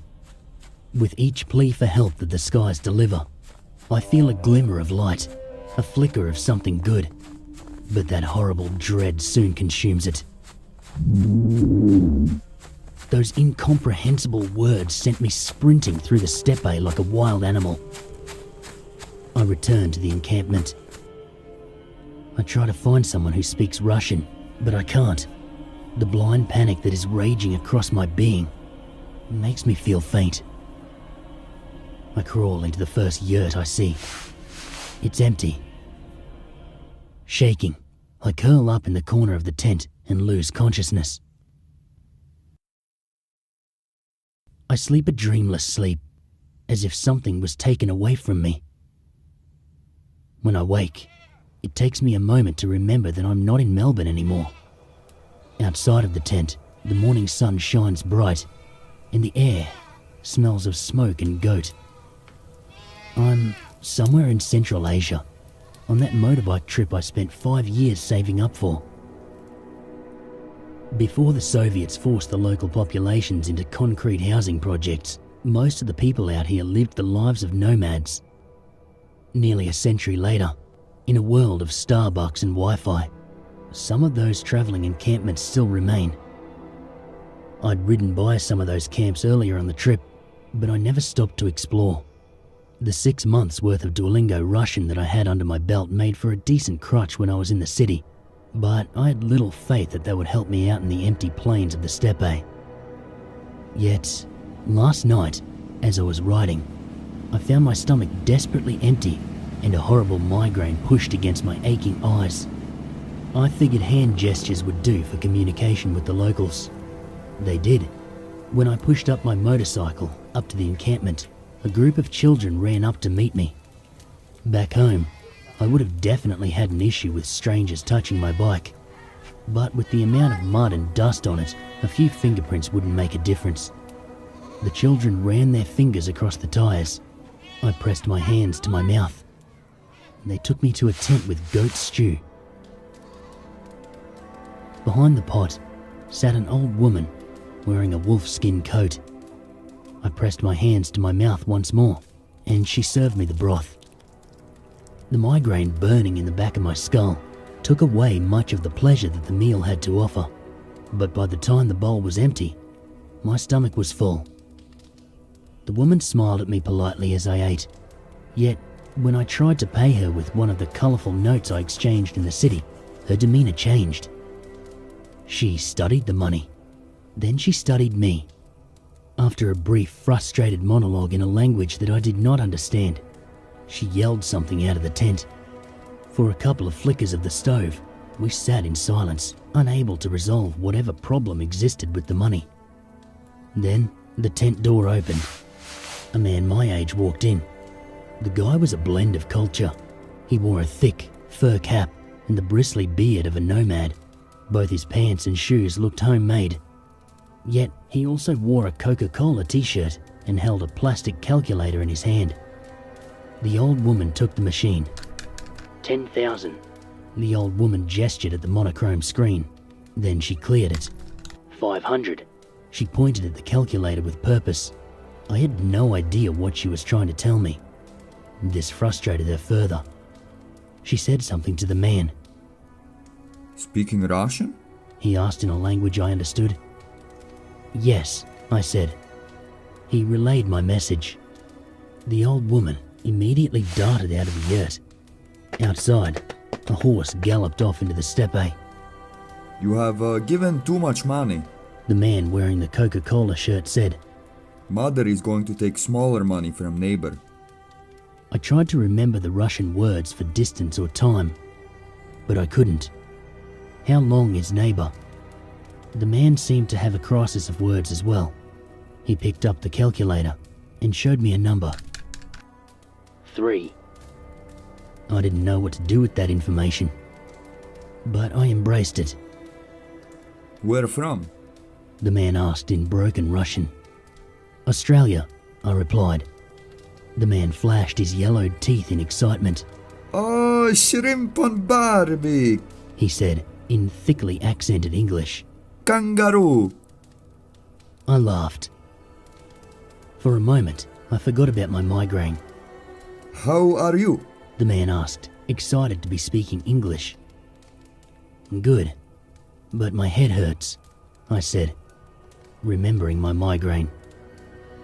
He said something I couldn't understand. Head hurting? He asked in Russian. Need medicine, man? I grasped at words that no language app would teach me. Smoking? I finally asked. The man nodded. I didn't know how long 3 was, and the prospect of smoking grass in the steppe sounded like an adventure. I took out another 10,000 note. I hoped that $30 Aussie would do. The man nodded more vigorously. This way, he said, taking my money. He led me into another yurt, a larger one. A group of men sat around the fire, passing around a pipe. I'd hoped for a baggie, but the strange gathering intrigued me. The yurt vibrated with the deep tones of a melancholic throat song. The men around the fire were making sounds I didn't know human beings were capable of. Without pausing the music, they made room for me to sit. This was the adventure I'd left home for. 30 minutes later, I was running around the steppe, ignoring the voice of God. My wallet is still in my pocket. No one stole my bike. Even my backpack and camping gear look untouched. Past the exhaustion from last night's rapture, I feel a wave of relief. I also feel hungry. When I enter the tent, the old woman immediately gets up from her broth and presses a bunch of notes into my hand. I fish out a 500 and press it to my mouth. She takes the money and gives me a bowl of stew. As I eat, the old woman continues to stir the pot. Quietly, she hums herself a little song. My soul is still in flux from last night. I feel like I've both won the lottery and had an acute mental breakdown. I convinced myself that everything I'd seen the night prior was simply the product of heavy psychedelics, but something in me feels changed. It feels like something real happened the night before. I try to figure out if I'm happy. I can't. I just know I'm happier than I was back home. Boomerang. A voice interrupts my reflection. Crocodile Dundee, how are you? Good, I say. How are you? I am Smile. The man says confidently. He tries formulating another English sentence, but gives up. Good smoke? Medicine man help? I realize that the headache is gone. I feel happy. Yes, headache gone. I spoke to a turtle. Somewhere in the back of my mind, a Duolingo chime echoes. The man laughs. We have strong medicine here. What did Turtle want? He wanted me to go to... The name of that horrid place scratches across my mind. Every syllable of that name sticks to my tongue like hot glue. He wanted me to go to... The flame beneath the pot hisses. The old woman stops humming. She starts shouting. The mood in the yurt quickly turns hostile. Out, you leave now. The man bellows in a language I could understand. Never using those words here, out. I try to apologize. I try to understand.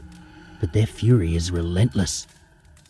Saying the name of that place out loud, vocalizing those horrible sounds, it has made me unwelcome in the encampment. When I leave the yurt, the world outside is silent and still. Everyone has stopped what they were doing to stare at me.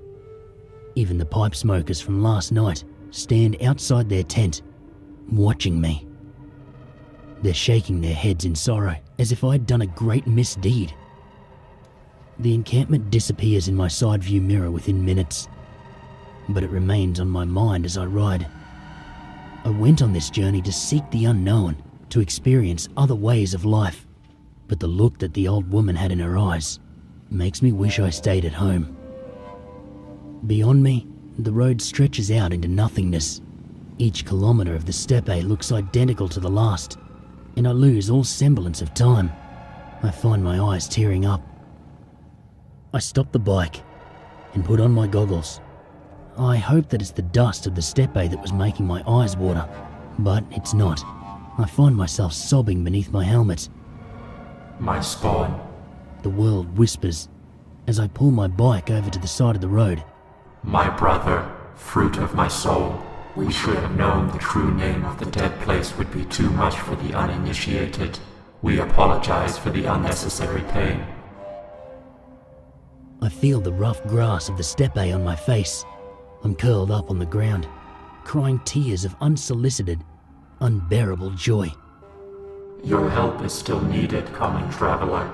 Your aid is still of the utmost importance for the well-being of the world. We plead with you. Heed the directions. Commit to your duty. My body shivers under the blast of incomprehensible emotions, and I can scarcely see the world past my tear-filled eyes. Somewhere, deep inside, I'm scared. Somewhere deep inside of me, there is a sheer terror, provoked by the loss of control over my mind and body. Yet the inescapable fire of wholeness in my heart washes out the fear. I belong to the voice. I am part of the voice. The voice that speaks to me is everything that has ever existed. What? The words struggle out of my clenched throat. What do you want me to do, God? We need you to travel to the place where we are powerless. We need you to quell the spread of the infection. We need you to save us. I nearly choke on the words. How? How do I help? Through my strained yelps, an outside observer would not understand me. Yet the universe comprehends clearly. The baggage which you travel with contains a metal lock. It is a simple mechanism, but it will do. We implore you to travel to the dead place. We implore you to lock its doors so that the evil that dwells within harms no other. I crawl to my bike and reach into my backpack. I don't recall packing any metal locks, but as soon as I reach in, I feel it. It's like my hand is a magnet, as if the lock was destined to fit into my palm. I have the lock, I say. My voice is starting to clear. The unbearable ecstasy is descending into a simple good mood. For a moment, I feel like I can withstand the presence around me without bursting into tears. As soon as it speaks again, however, my eyes flood once more. Good. The heavens say, revealing the sun. Now travel to the dead place and fulfill your duty to life itself. The roads will lead you where you must go. I take a couple of deep breaths to steady myself, and I get back on my motorcycle. I grip the handlebars hard and pray that the voice won't speak during a sharp turn. It doesn't. All that keeps me company during my journey is the warm sun and the sharp wind in my face. The road no longer seems aimless, and the steppe no longer seems barren. I can sense every single bush that litters the plain before me. The mountains beckon me closer. My existence is brimming with purpose. I do not understand what is happening, but I know I am doing God's work. I know I am traveling to save life itself. Whatever heavenly presence burning in my chest lasts for most of the journey. Yet, as the land before me turns from barren earth to woodlands, I start to feel alone. We have arrived. The trees above me whisper as the road touches a forest clearing. From here you must continue on foot. The voice is still there. That presence of utter goodness and joy still lingers in the air, but I feel alone. We cannot guide you the whole way. Our power wanes the closer you walk to the dead place. You must take this journey alone. With every step I take into the forest, I feel that sense of cosmic wholeness seep away.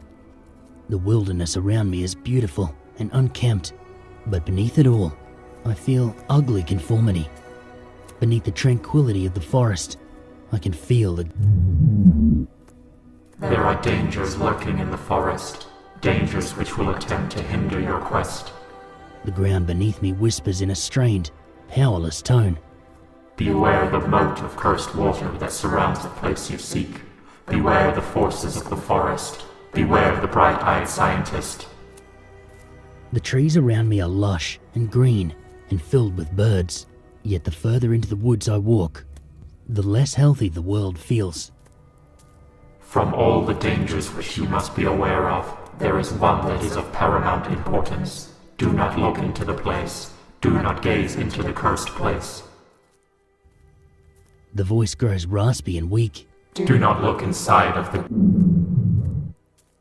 The name of the place no longer makes me flee, but it still stirs terror in my heart. I am alone. The sky goes grey, and the trees grow thin. The grass is diseased, and the animals are silent. I walk through a steadily dying world, clutching at the mysterious lock in my palm for comfort. At first, the felled trees are a rarity, but soon enough, the sight of them turns irregular. The forest withers before my eyes, until there is nothing left but dead shrubbery. In a clearing, surrounded by dead plants and mud, stands a large cement building. It has no windows, only a single set of rusted doors. Around the lifeless structure, there is a large ditch filled with murky water. Everything around me is still, yet the moat shimmers and pulses with foreign life. I pay it no mind. I ignore the horrid stillness in the air and jump over the strange water. A gnawing fear at the core of my being wants me to turn back and run away. Something primal tells me I'm in a place where I shouldn't be, but I ignore it. As I move towards the... I remind myself that I'm doing so in service of God. I reach the rusted door. I see the opening for the lock. I feel the metal in my hand. But I don't lock the door just yet. The strange woman, the medicine man, the voice, one day of insanity had made the whole trip worth it. Yet, suddenly, I am consumed by curiosity. I want to know what is behind that door. I want to see the thing that even my maker is terrified of. The pull of the forbidden is irresistible. A magnetic tear in reality demands me to grab the handle. I can't resist it. A dark roar reverberates through my soul. A filthy toxic stew brews in my stomach. Something inside of me wants to see the... I try to remind myself of the heavenly directives I was given.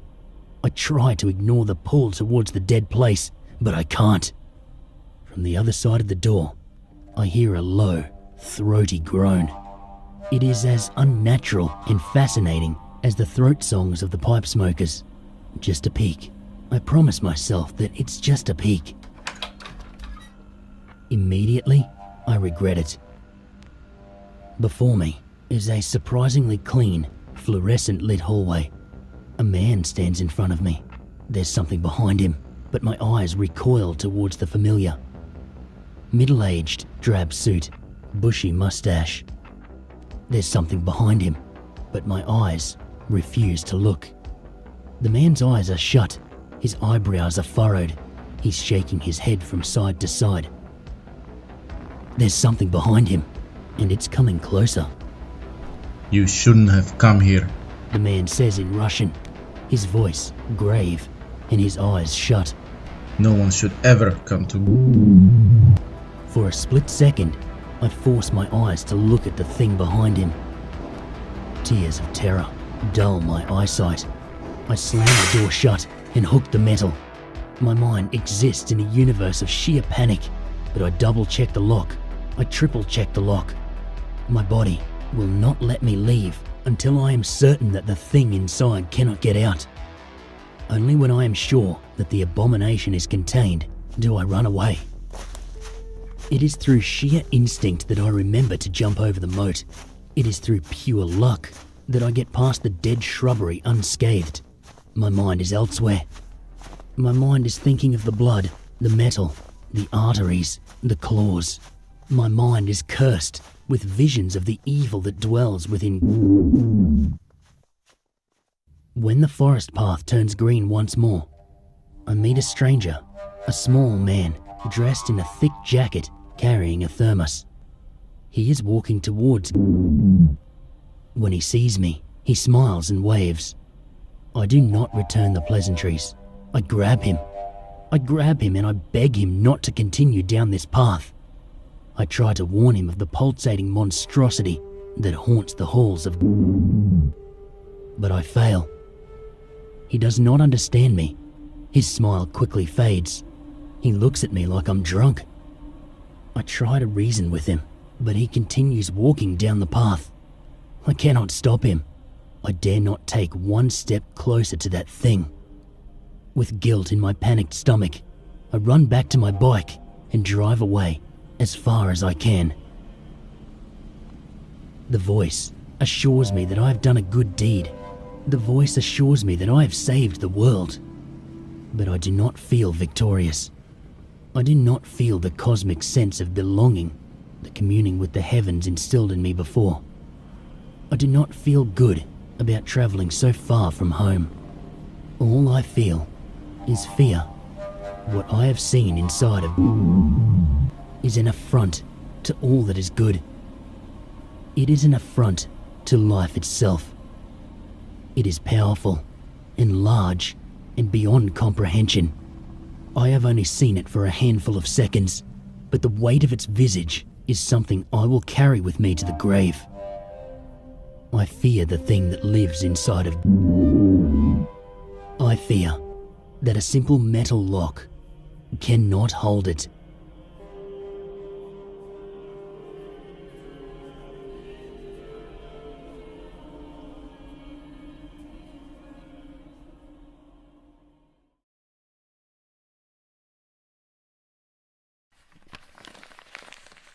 I barely noticed the letters peeking out of the stack of bills.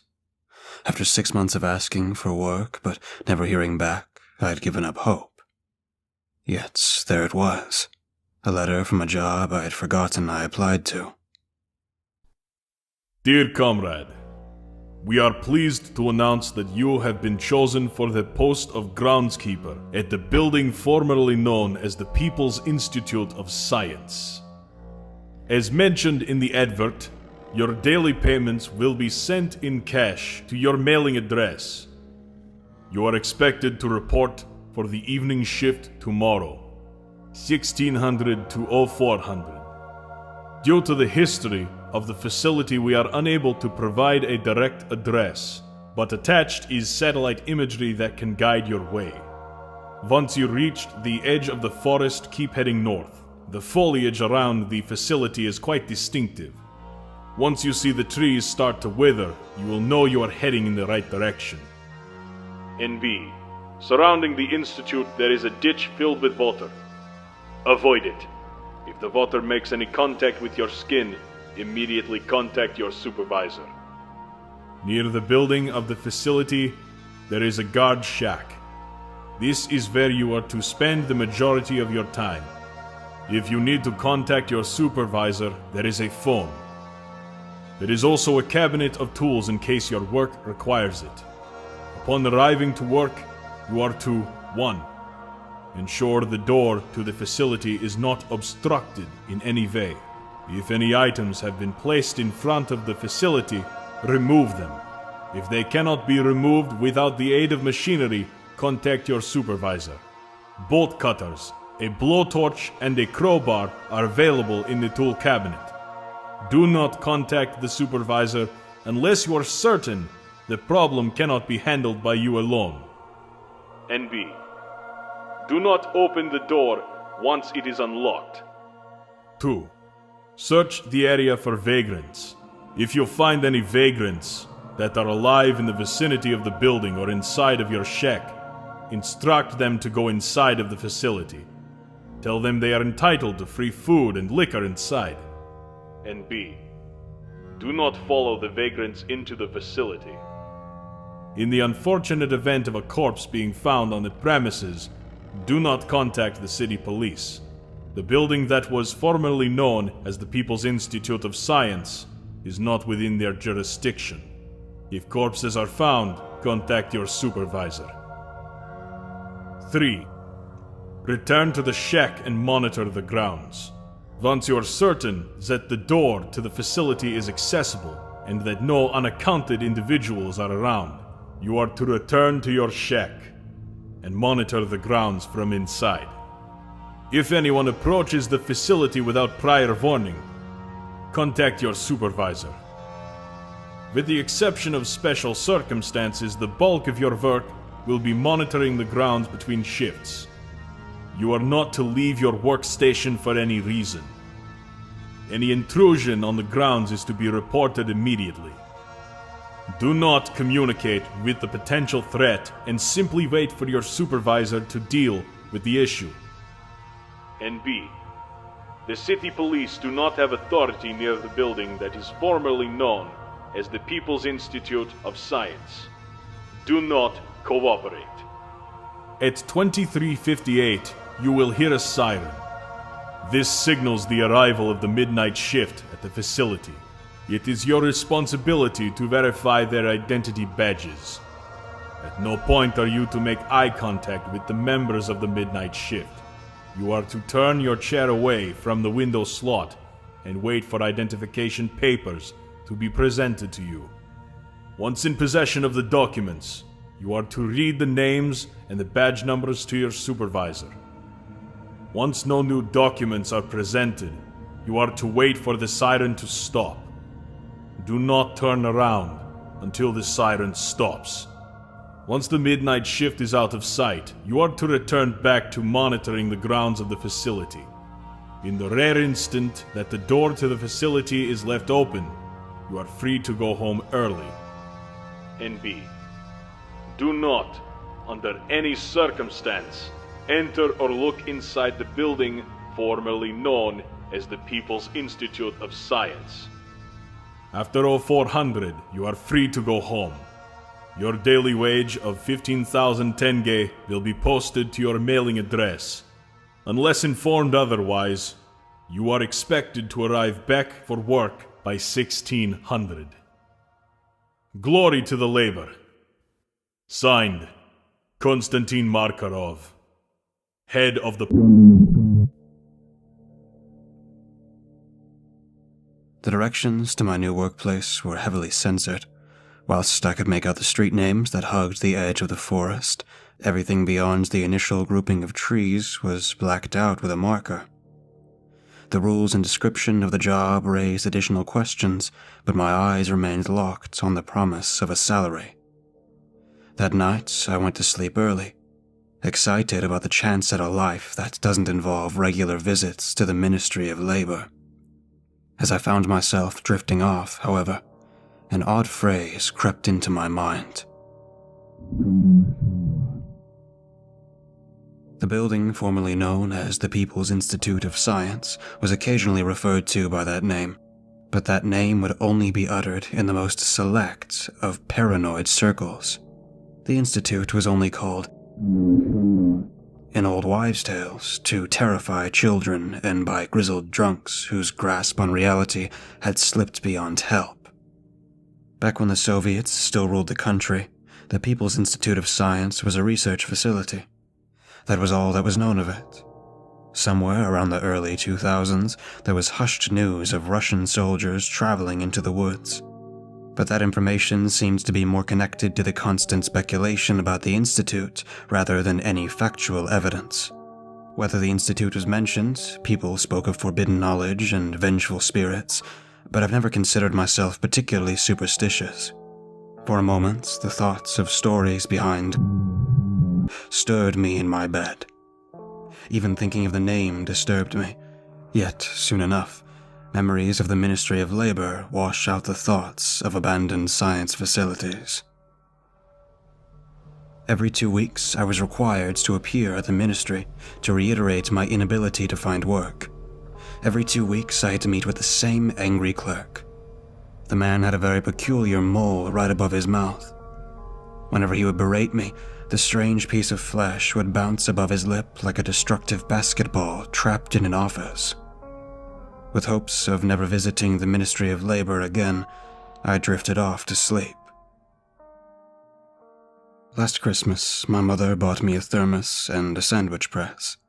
When I left the house for my new job, the air had sharp, cold teeth. Yet the hot thermos and freshly toasted ham and cheese sandwich provided me warmth. That warmth slowly grew into a need to call my mother, to tell her about my new job, to thank her for her gifts and care, yet by the time I picked up my phone, I was out of signal range. The forest had no coverage. Even if there was a signal, I would have to wait for my mother to call me back. My phone has long been without credit. All that I could use it for is sending call requests, accepting calls, and bulk loading Reddit posts off my neighbor's Wi-Fi. I made a mental note to call my mother after my first shift and kept on walking through the forest. Even though each breath of the frigid air pained my lungs, there was a semblance of tranquility in the woods. Aside from my footsteps on the leaves and the occasional crackling twigs, the universe was completely silent. No birds, no wind, no wildlife. Just the forest and me. Then, a screaming foreigner ran down the forest path. The man wore a heavy motorcycle jacket and would have looked intimidating in the dim lighting of a roadside bar, yet in the middle of the forest he looked utterly absurd. I didn't understand a word that he was yelling at me, but that didn't dissuade him from screaming even louder. For a couple minutes, I tried to figure out if he needed something, if he was lost or hurt. But it quickly became apparent that our language gap couldn't be crossed on a timer. Not wanting to be late for my first day at work, I pointed out the way to the nearest road and bid the man goodbye. Sure, the right thing would have been to make sure the guy was all right, but I wanted to make a good first impression at my new job. I wanted to keep my new job. For a moment, the lush green forest around me started to trouble me. Was I going in the right direction? The forest just seemed like a regular forest, no change in the foliage and no Soviet science facility in sight. I checked the time on my phone every 2 minutes. But then, my mind calmed. The trees in front of me started to grow sickly. The bushes shed their leaves and turned into tortured wooden grasps. Soon enough, the forest around me turned gray and dead. The foliage around the facility is quite distinctive. I was on the right track. The trees grew progressively thinner and bent until there were none at all. It was as if the big cement block that lay in front of me had seeped out every ounce of life from the land around it. The building that was formerly known as the People's Institute of Science stuck out of the dead earth as if it was a tombstone for an inhuman corpse. Like a metallic crown of lenses, a mess of spotlights sat on top of the institute. The eyes of the electric lanterns were dim, but I felt as if they were all looking at me. Nearby was the guard shack the letter had mentioned. I breathed a sigh of relief. It was exactly 0700. I confidently walked into the shack, preparing to make a good impression on my supervisor. Yet the shack was empty. I was alone. For a couple minutes, I waited by the telephone, expecting some sort of a phone call to make sure I'm at work. But when none came, I decided to do the actual work I was being paid for. Just as the letter had said, there was a ditch filled with water surrounding the building of the Institute. The moat stank of old socks, and something seems to be moving in the water, but it was easy enough to jump over and ignore. I took a walk around the concrete block and didn't find any vagrants, dead or alive. The big double door to the facility, however, had a metal lock on it. The thing was clapped on tight, but the bolt cutters in the tool cabinets made quick work of the fixture. I walked a couple more circles around the facility to check for vagrants, and then I went into the guard shack. It was 16:14.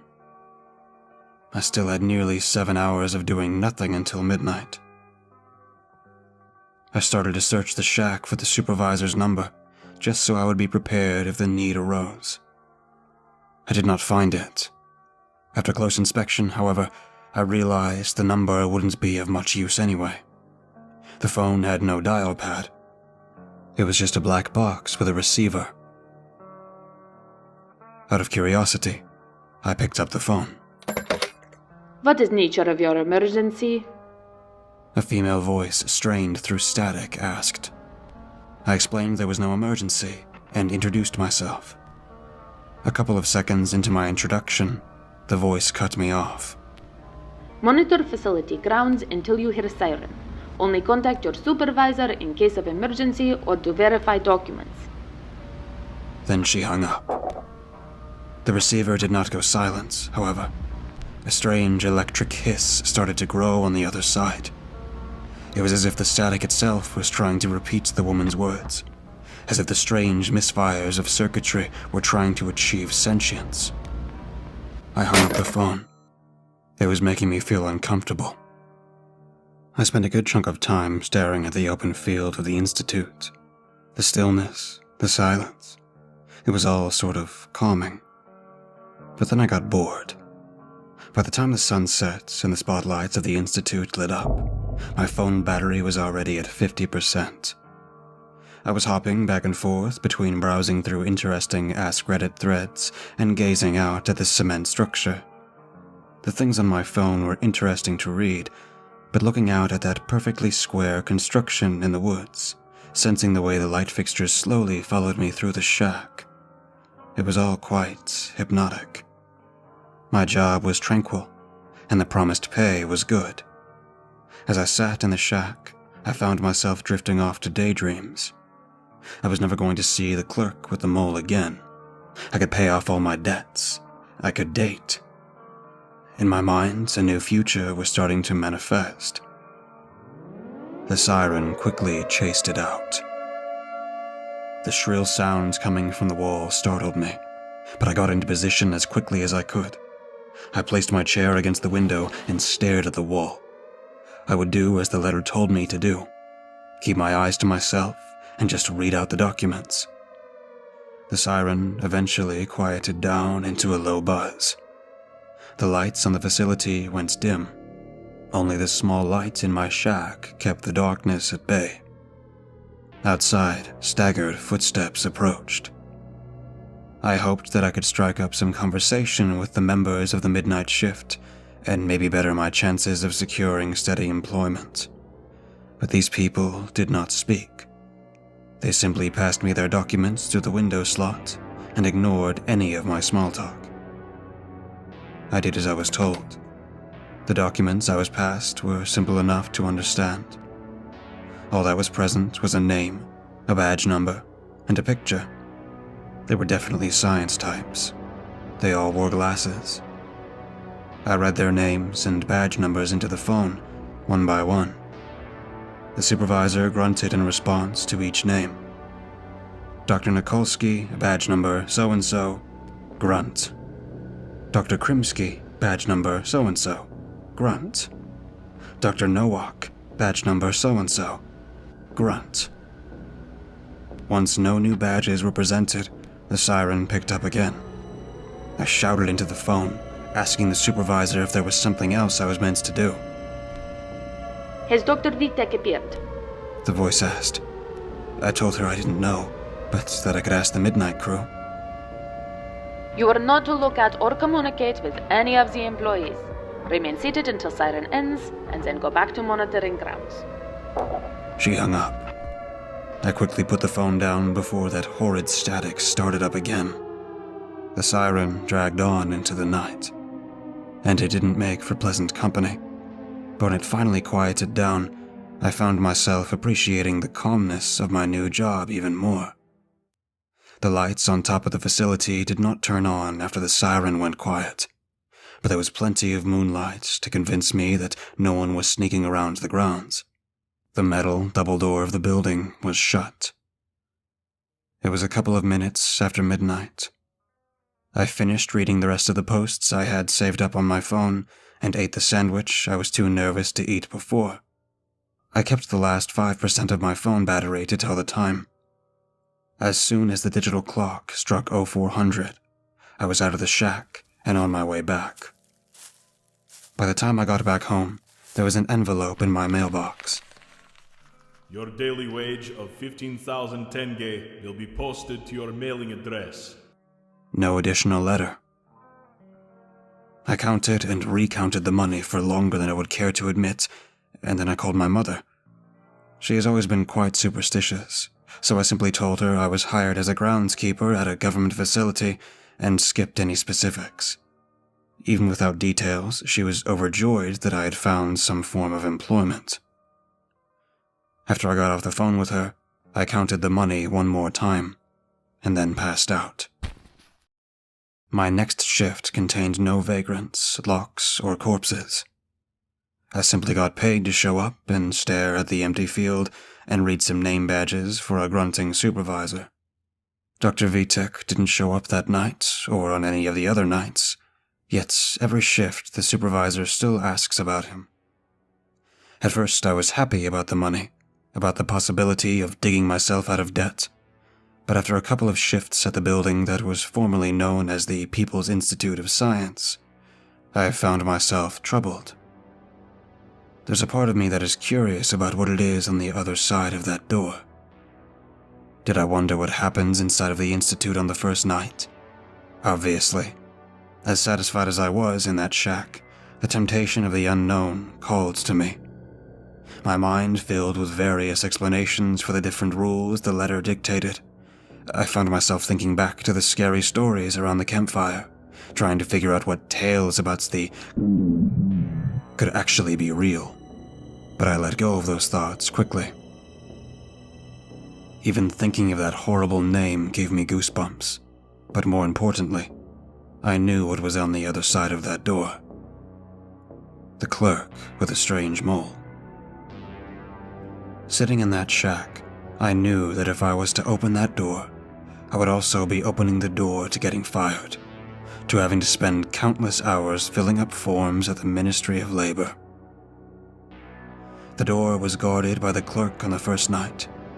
He stood there, reminding me what would happen if I disobeyed my faceless employer. The clerk's specter has kept me away on the first night, yet my memories of him are starting to fade. After a week of working at the building formerly known as the People's Institute of Science, I barely remember what the clerk looks like. I can still resist it. I can still ignore the strangeness that surrounds my job. Yet, I fear that one day soon, I might fall to the temptation and look inside of the building. I fear I might look inside and not like what I find. I fear all of those stories I heard about are true.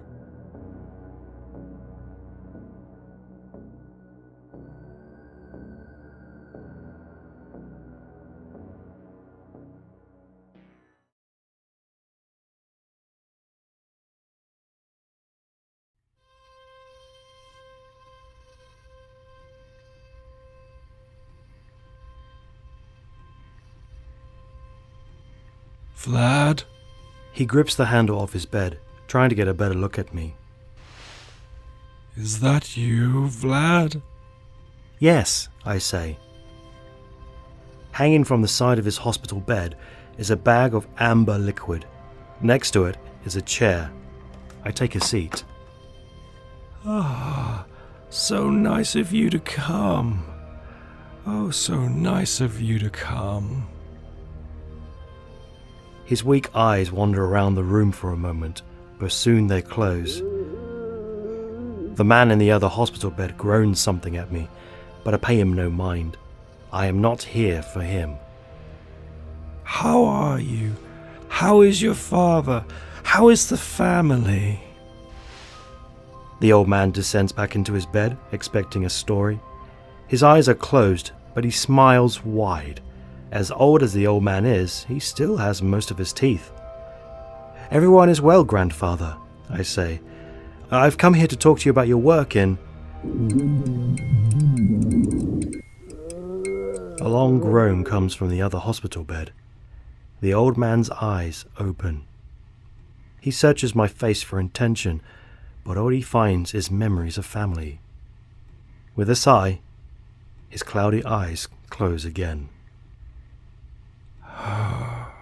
They didn't always call it that, he says, his voice growing sentimental.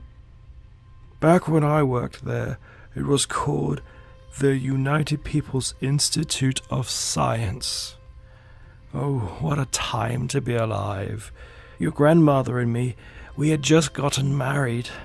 Your father was on the way. The days were so warm. I was a husband. I was young. I was... a security guard. For a second, it's as if he cannot hear me. His smile remains deep in happy memories. Yet soon enough, the pleasant thoughts are washed out. His mouth closes. Yes, he says. I was a security guard in the United People's Institute of Science. It was miserable work.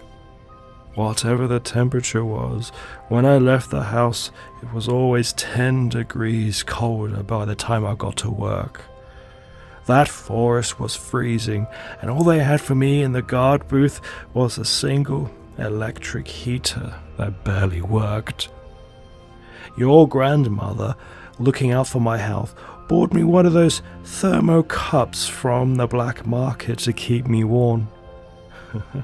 She would always fill it up with boiling hot tea whenever I was leaving the house. If it wasn't for that woman, I would have frozen to death, bless her. The Bolsheviks would always tout how much they cared about the common worker, but they never really gave a rat's ass about us. If the Soviet Union would have... Let us not talk politics, grandfather. Tell me more about what it was like to be a security guard. Spent 2 hours of every morning making my way to work. The labs were cut off from any bus lines. No shuttles. Wouldn't even allow anyone to drive there with a car. Raised a stink about me riding a bicycle to work, but I showed them. Hid it in the woods. No one ever found it. The work itself, though, it was a bore. Before the accident, every day was exactly the same as the other. Paperwork. A lot of paperwork and document checking. There were 5 forms of identifications to check, and I was given strict orders to shoot anyone who seemed suspicious. It was like they told the scientists that too. Every time I was checking their documents, they wouldn't look away from my gun. There was only 20 or so of them. It's not like I would forget a face. My whole job was sitting in the cold and checking the identification of people who were terrified I would shoot them. Didn't make a single friend at work. Well, except for Vitek. Jaroslav Vitek? Tell me more about him, I say. The man in the other bed calls to me again. He thinks I'm a doctor. He thinks I can help. Please, grandfather, tell me more about Jaroslav Vitek. He was a transplant from Central Europe. Came in around 86, 87. was the youngest of the team. Seemed like a real bright kid. Bright, but disorganized. End of the first month that he's there, he showed up in the morning all flustered. Overslept apparently. 2 minutes into the documents check, he realized he's missing half of his paperwork. I tell him I'd have to shoot him.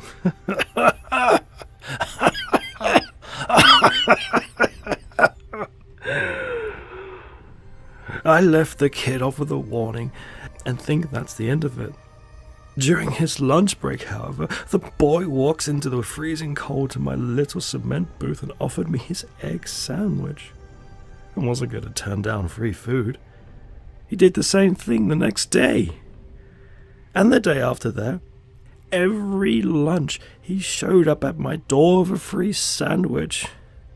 When your grandmother found out I was eating scraps, she wasn't excited. But a ruble saved is a ruble earned. What did you two discuss? I ask. Did Vitek ever speak of his work in the... The man in the other bed moans in pain once more. The hospital lights flicker. Those milky eyes stare at me once more. Vladimir? He asks. Yes, grandfather? I reply. Why do you want to know about... Why do you want to know about that place? I am simply curious, grandfather, I say. When I was young, I was always a curious child, was I not? His eyes search my face for malice, but all they could find are traces of his grandson. You were always curious.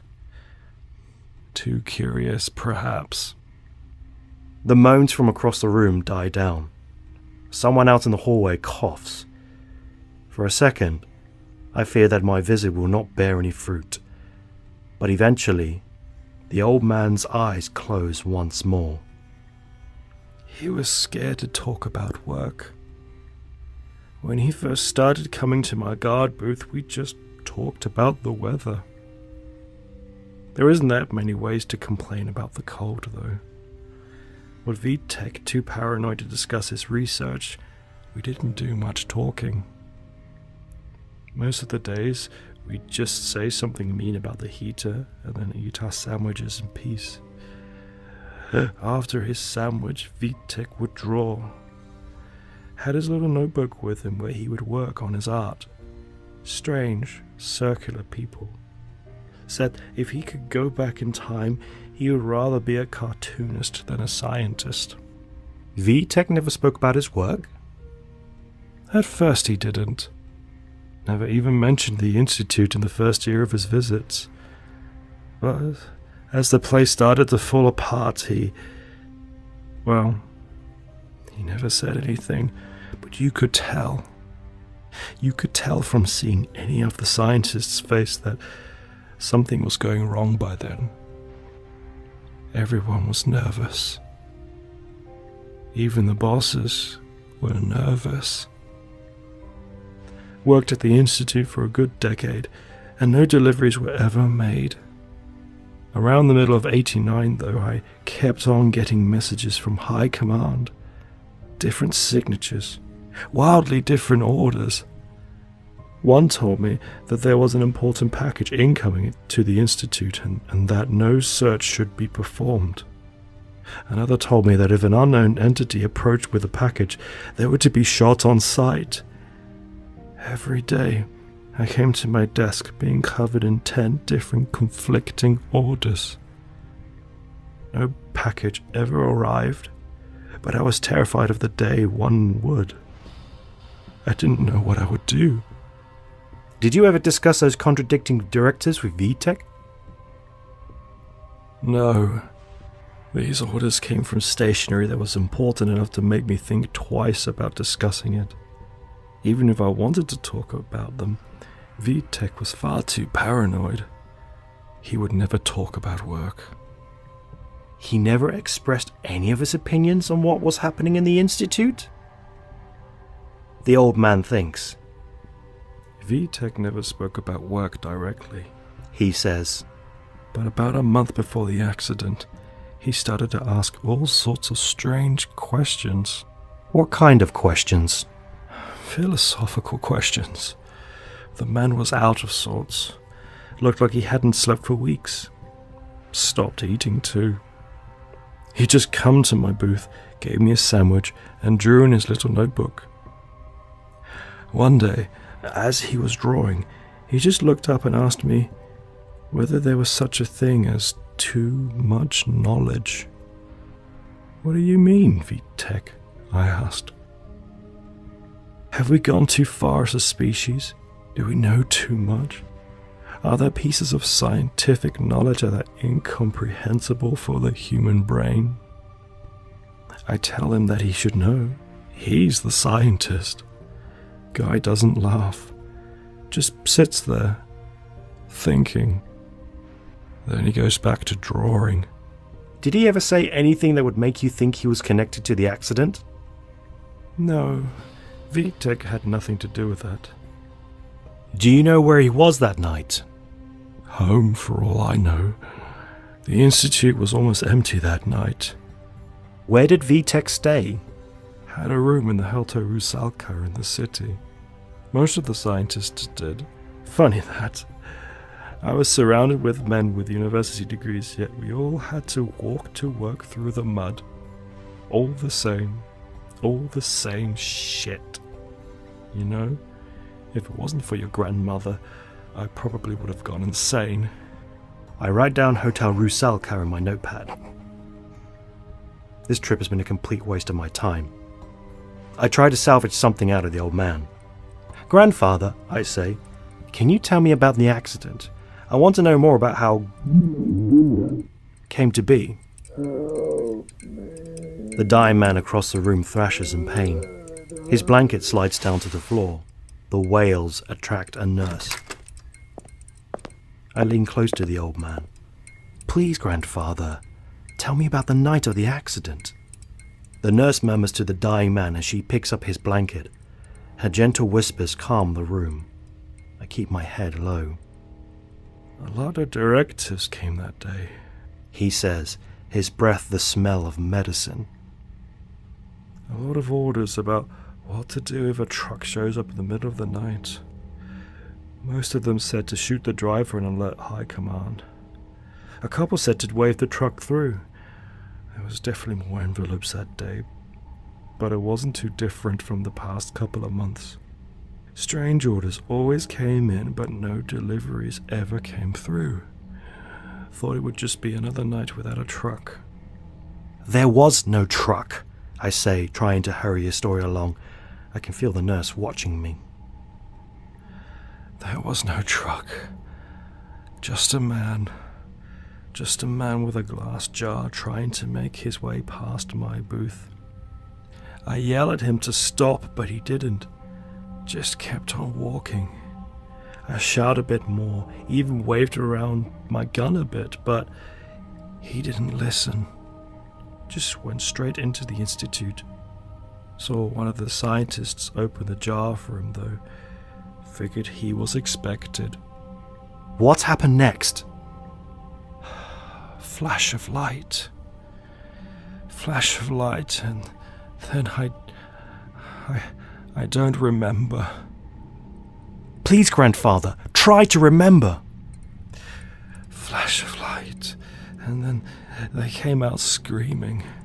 The scientists, their eyes, the world changed. Their eyes were glowing. The old man shakes beneath the weight of a horrible memory. His eyes spring open. There is the faintest of shimmers in them, like a dying flame of a once mighty fire. I cannot describe the horrors I've seen. He groans. The faint light leaves his iris. He is once more just an old man in a hospital bed. He blinks. Who are you? Your grandson, Vlad. Do you not remember me, grandfather? He searches my face, and he finds nothing. You're not Vlad. I stand up. The nurse says something to me, but it doesn't register. You're not my Vlad. You're not Vlad.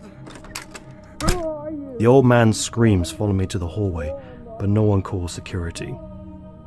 I make my way back to the hotel and drink. In my drunken stupor, I shed away any amount of disappointment about the usefulness of the visit, any amount of guilt about torturing a frail man. I numb my being into complete apathy. Past the liquor-induced blurriness in my vision, I can read my single lead on the notepad. Hotel Rusalka.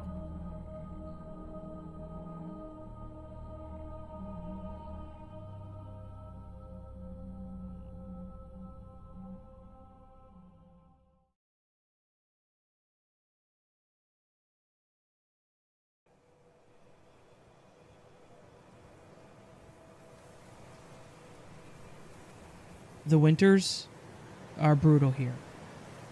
Even though I live in the city, just about every night someone freezes to death. A good chunk of those throwing boiling water and watching it freeze videos are from here. Even if the sun is out, it still hurts to breathe. When the sun goes down, it hurts to exist. As soon as it gets dark, Fahrenheit and Celsius slam into each other in a horrid marriage of -40. The air turns into crystallized pain, and no one walks slowly after sundown. That's when I met him. He was staring at the rusted wheelchair ramp of my housing block, shivering beneath a pile of rags. I had forgotten one of my gloves at work, and the overfilled plastic bags I was carrying were cutting into my swollen hands. I was worried about losing my fingers, but I knew I couldn't live with myself if I let an old man freeze to death. Hey, mister, I don't think we've met. I'm Alexei. Can I help you up this ramp? Stay away. I have nothing to give you. Oh, I don't want anything from you, mister. I would just hate to see a new neighbor freeze to death. So how about it? Can I help you up this ramp? No response. Too proud to ask for help. Yet when I grabbed the handles of his wheelchair, he didn't resist. He just grumbled. I'm pretty apt with wheelchairs and strollers, and it wasn't the first time that I forgot my gloves at work. But pushing the old man up the ramp was harder than it should have been. While we waited for the elevator to come, I made a quick note to talk to the building manager about the rusty ramp. Which floor will it be, mister? Out of his rags, the man produced a crumpled piece of stained paper. He tried to make sense of the handwriting. Huh, the 7th floor. Looks like we're neighbors. Yes. 7th floor. The elevator creaked and groaned with its usual strain and dragged us up towards the roof of the complex.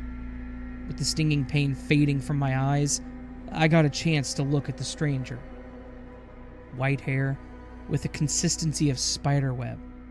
Skin, bone, and stubble. A discomforting amount of swelling over his right eye. So, Mr. New Neighbor, are you new to these parts? No. Are you from here?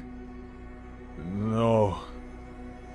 Oh, I'm born and raised right here in this winter wonderland. A quick tip, don't ever turn that radiator knob lower than the maximum. It's a nice little home that we have here, but the heating system is back from the Soviet days. Tends to leak as soon as you tamper with it, and boy oh boy, those things are no fun to fix. No response. I was used to old folk being suspicious and quiet, but from my experience, once you talk for a bit, they tend to open up. My new neighbor wasn't like the other old-timers I've met. All that kept us company for the elevator ride was the choking and coughing of metal. Here we are, 7th floor. He passed me the keys. They were covered in rust, but they fit the door. A stove, a bed, a window. the bare minimum for survival. All the Soviet-built housing projects have a sort of melancholy about them. But there was something especially desperate about that cramped room. An aura of dread and mildew flowed through the air. Then again, that could have just been the old man. As soon as I opened the door, my new neighbor wheeled himself to the window.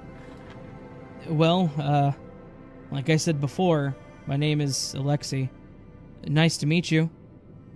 The old man didn't turn away from the window. Outside, the world was still. Nothing but a collection of snow-covered panel housing and flickering lamplight. I, work in a supermarket, and they let me take the food that's past its due dates home. There's nothing wrong with the food, it just can't be sold. It would be a shame to see it go to waste, so I bring it back to the folk over here. Quite a big haul today. A lot of beans. Would you like... I have nothing to give in return. Leave me. I have not come here to make friends. I have come here to die. I left the man 2 cans of beans on the stove. The weather was significantly kinder in the morning. Having a day off from work, I went to talk to the building manager about the ramp. We still had to wear scarves around our faces, but the icicles in the railing were starting to melt. As we cleaned the ramp, we spoke of spring. Above my unit lives a single mother with a particularly noisy yet adorable infant. When she saw the newly cleaned ramp, she was ecstatic. All of a sudden, the daily struggle of getting the carriage inside of the apartment complex was gone. It felt nice to know that I had managed to improve her life, if only just a little bit. Yet, she was not the neighbor who I was most concerned about. The mailbox for the old man's unit, it didn't have a name on it. Neither did his door. When I rang the doorbell, there was no answer. I pressed down on the bell for a bit, just in case the old man's hearing was bad. After about 30 seconds, he acknowledged me. If you are here to rob me, I have nothing. Not here to rob you, mister. It's me, Alexei, your neighbor. I've brought you more food. No response, but the door wasn't locked. He sat facing his window just where I had left him. The cans of beans, however, were empty. Me and the building manager also cleaned up the ramp. Should have no troubles going up or down on your own. If you ever want company for a walk, though, I'd be more than happy to join you. Why? Walks with strangers are pretty fun. The neighborhood is a lot of concrete, but I think it has a certain charm to it. There's an abandoned hotel nearby where students get together and play jazz from time to time. Once it warms up, I'd be happy to take... Why do you help me? That dread, that sense of discomfort was still in the air. It wasn't as prominent as the evening prior. With the sun shining and the laughter of children echoing through the housing projects, the world seemed a little bit more welcoming. Why do I help you? Because it's the right thing to do. God knows we have to help each other. It's a cold world out there. An aspiring saint. Helping those in need makes you feel powerful. Makes you feel special. I don't think I'm special, mister. I just like to help. I think most people are like that. His wheelchair creaked like nails on a chalkboard as he turned around to face me. His sunken eyes regarded me as if I was a maniac. Something had changed in his face from the day prior, but I couldn't put my finger on it. Most people want to help? Are you truly as naive as to believe in the goodness of mankind? What of the wars? The orchestrated famines? What of the men who forced May Day parades through clouds of radiation? I shrugged. I try not to think about that. Don't see much of a point in it, mister. The Soviets are in the past. If we all work together, we can build a better world. The swelling that once existed beneath his right eye had now moved to the left, leaving behind dark, diseased skin. If you would have witnessed what I have witnessed, you would know how foolish you sound right now. All your thoughts of goodness and charity dissipate in the face of reality. Men cannot rule over men. Staying in power requires an iron grip. That cursed strangle of rule will squeeze any semblance of humanity out of the ruler. If you would have seen what I have seen, you would know that no amount of charity can save us. What have you seen, Mr. Markarov. Dr. Konstantin Markarov. The swelling around his left eye pulsed, causing him to grit his remaining teeth. The man had introduced himself as a doctor, but he clearly needed to go to the hospital. I was about to offer to take him to the nearby clinic, but before I had a chance to offer my help, he spoke once more. I have seen unspeakable horrors processed through flawed human systems. I have seen good men fall into despair in the face of horrid reality that swells beneath the facade of stability. My name is Konstantin Markarov, and I have worked. The children outside went silent. The lights in the apartment flickered the same way they did before the blackouts of the 90s. The swollen flesh on Markarov's face throbbed as if it was trying to reach past his skin. My name is Konstantin Markarov, and I have worked as the chief scientist in... Saying the words clearly drained the man. Yet, for all the weakness in his voice, the throbbing of swollen flesh on his forehead strengthened. With each shivering pulse, it seemed as if the infected skin was about to force his eyeball out of his skull. I immediately grew worried for the old man. Dr. Markarov, your face. May I take you to the clinic? I have a friend there, and I'm sure he would happily inspect you for free.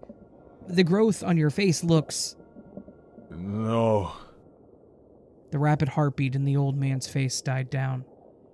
With the screech of rusted iron, he turned back around to the window. Down below, the neighborhood children were riding old plastic bags down a snowy hill. Please, just leave me be. I have not come here to be a charity case. I have come here to die. I thought of saying something, but I didn't. Instead, I just left the man another can of beans on the stove. The structure was said to be hidden in the forest that neighbored our housing projects. In educated circles, the structure was known as the building formerly known as the United People's Institute of Science. Around campfires and village pubs, it was known as... When I was young, my uncle used to tell me stories about... He described the place as an old Soviet science facility that dabbled in knowledge beyond the scope of human understanding. He spoke of monsters and curses and forbidden knowledge. I listened to his stories in rapt attention, but even as a child, I considered them to be complete fiction. As an adult, I considered to be the byproduct of our collective imagination, a way to explain away the 60 years of harsh Soviet rule. After talking to Markarov, I wasn't so sure. The man was old, but he was not mad. existed and he worked within its confines at some point.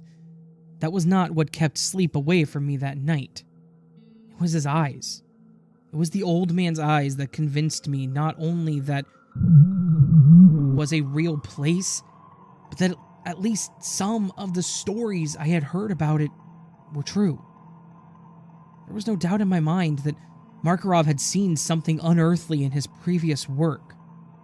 The whole night through, all I could think of was that throbbing mass of flesh stemming from his skull. I spent most of my morning thinking about it too.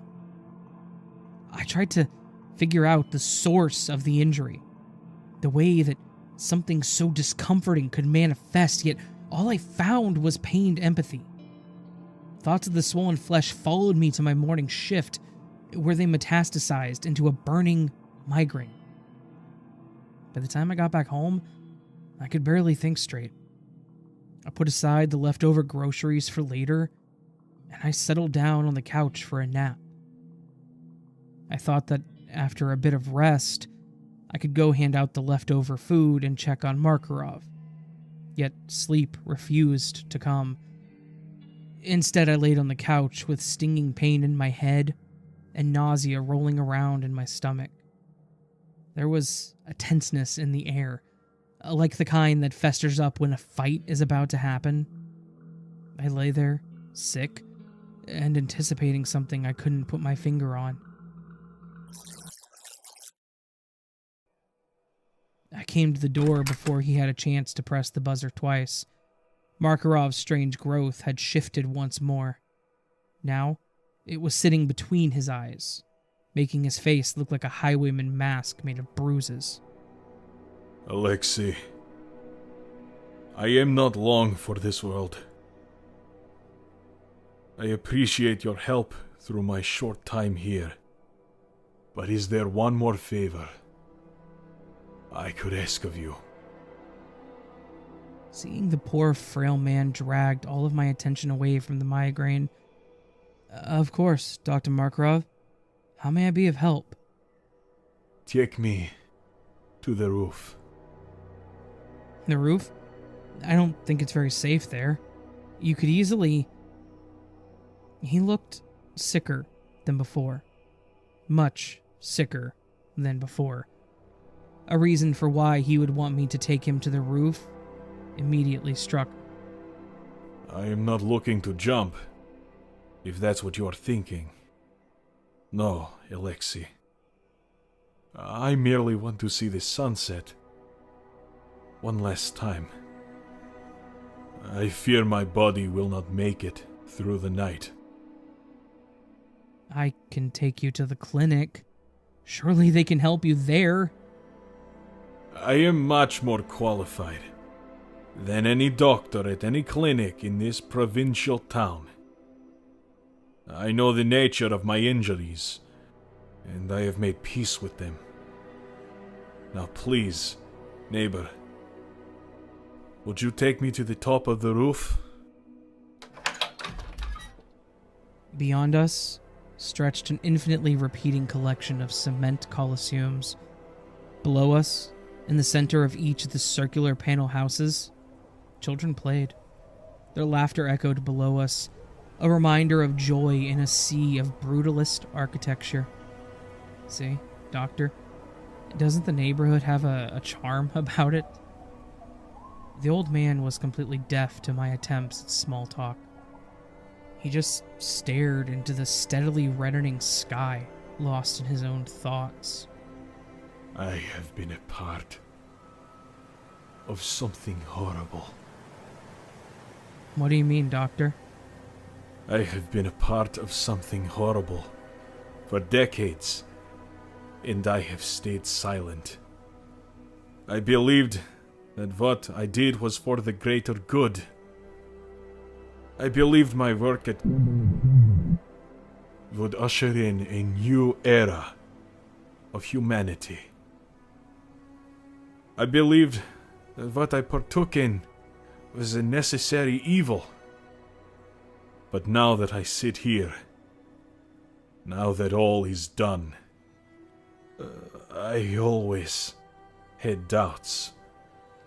On a primal level, I knew that I was doing something wrong. But I have always denied myself the clarity of thought. The mass of flesh below his forehead started to pulse harder than it ever had before. Even past his bruises, the old man's skin was turning the color of the setting sun. The growth in his forehead was completely foreign to me, but the look in his eyes was familiar. In my younger years, I volunteered in a hospice. Konstantin Makarov had the same look in his eyes that the soldiers brought back from the war. He had done something horrid, and he needed a chance to confess. I would not rob him of that right. What have you done, Dr. Makarov? A sharp wind drowned out the children below. The light started to seep out of the sky. With each moment that passed, the mass of flesh on Makarov's forehead grew more frenzied. The old man's speech came through choked grasps, yet he refused to give up. Parasite! When I worked at the People's Institute of Science, I was tasked with the study of a parasite found in the nearby steppe. Profoundly fascinating organism capable of communication with other members of its species across the world.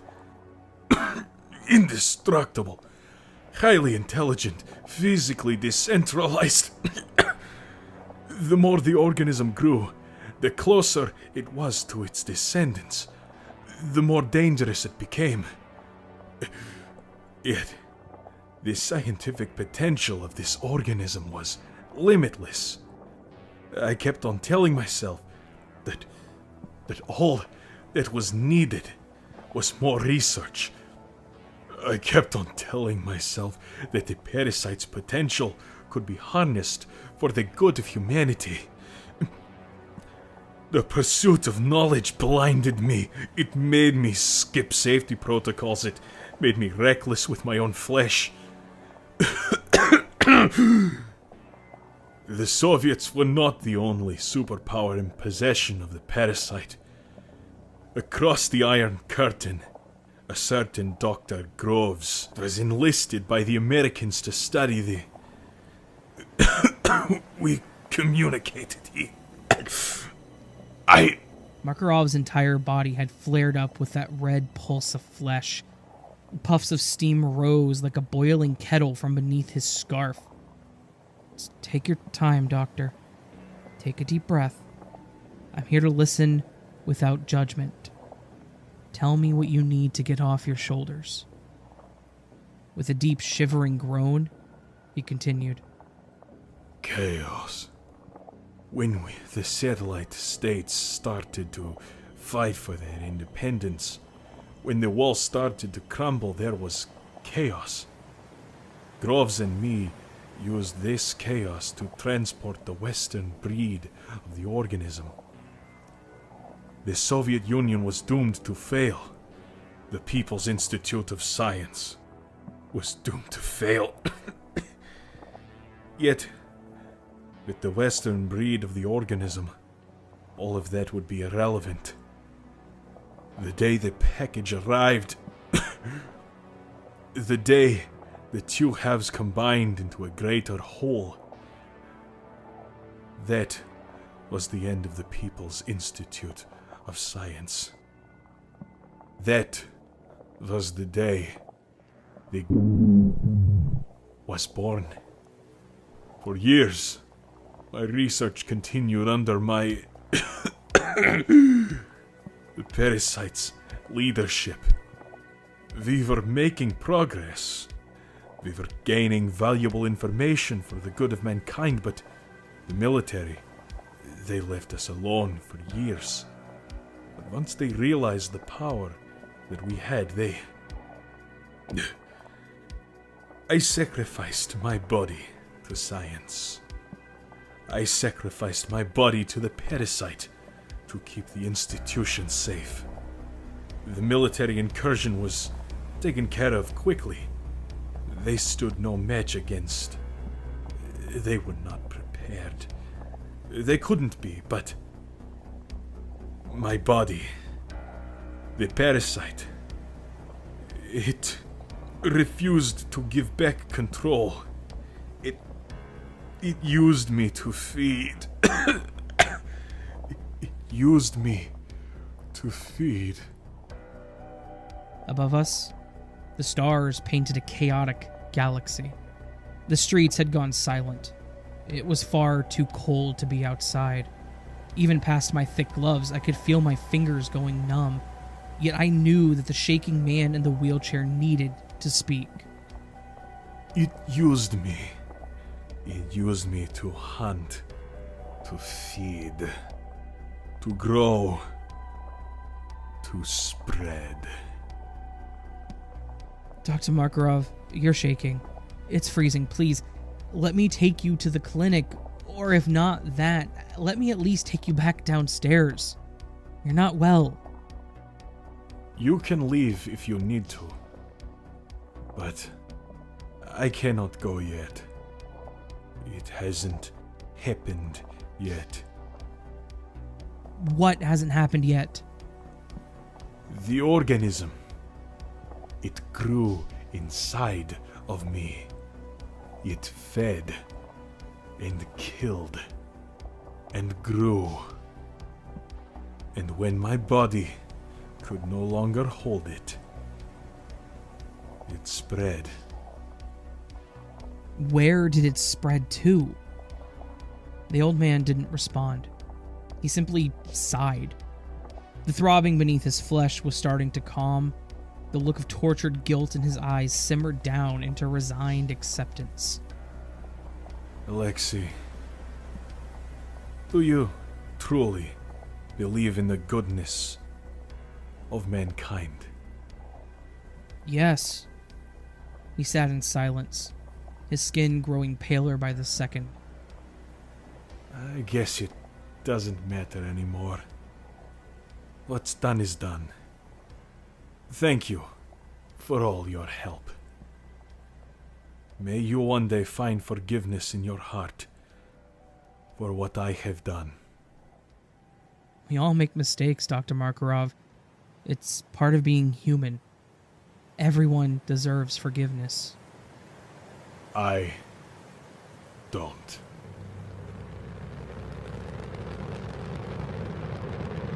An explosion cracked the silent night in half. The housing projects lit up in the twin flames of rockets rising from the forest. The projectiles moved with dizzying speed towards the sky. As freezing as it was outside, a flurry of windows opened beneath us to see what was happening. Did those rockets come from... The old man did not respond. He simply watched. Even past the diseased bruising on his face, I could see tears gathering at the edges of his eyes. The parasite spread through my body until it could be contained no more. Now it will spread much further. The rockets flew higher and higher, making their incursion on the starry sky. It wasn't until the sound of their thrusters had completely disappeared that they changed their trajectory. Each went in a different direction, drawing a line of white smoke through the black sky, growing smaller and smaller until... poof.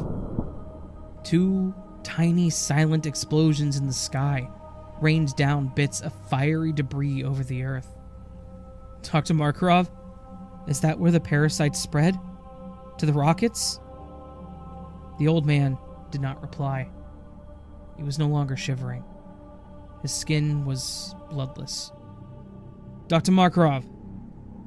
His eyes were still dripping tears and looking at the sky, yet the man was not breathing. I took off my glove, willed as much warmth into my finger as I could, and slid it behind the old man's scarf. My fingers were numb, but the lack of a pulse was clear. The man was dead. The old man was dead, yet just as I was about to pull my hand away from his corpse, I felt something. Up through his neck, something moved, something squirmed. Something was making its way up towards his jaw. Markarov's head dropped to the side, his lips parted, and something horrible slid out.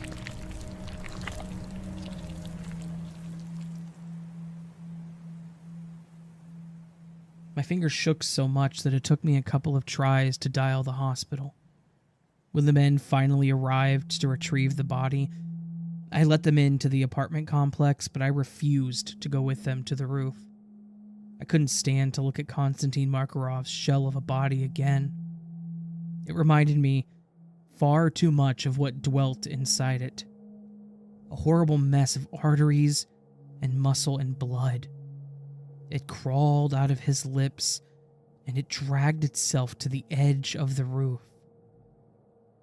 I fear that that thing survived the fall, that it still lingers somewhere in the bushes below, that it is waiting for another victim somewhere in these housing projects. The image of that monstrosity of flesh crawling through the places where the children play, it haunts me. Yet there's another image which cuts at my sanity much more. Somewhere in the stratosphere, 2 giant rockets carrying a horrible load exploding. The thought of that flesh raining down on our Earth, of Markarov's experiments being sown across the planet without warning, that is what truly haunts me.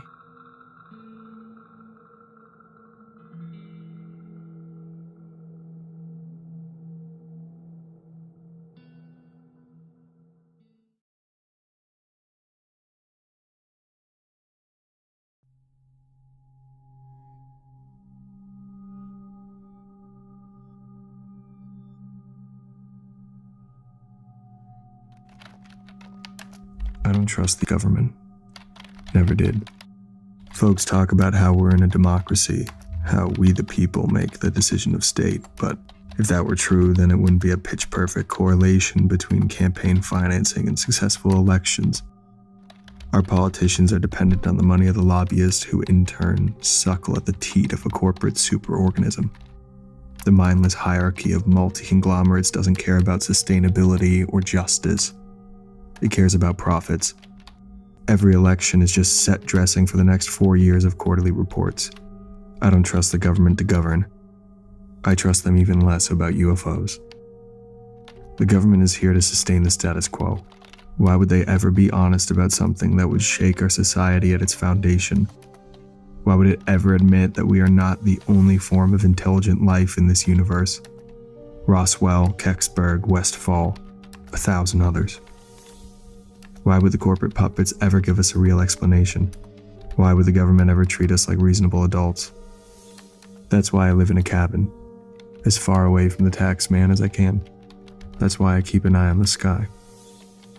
I moved out here to keep them accountable. I always thought that once I would catch the powers to be in a lie, I would get some answers. Not just for me, but for all of us.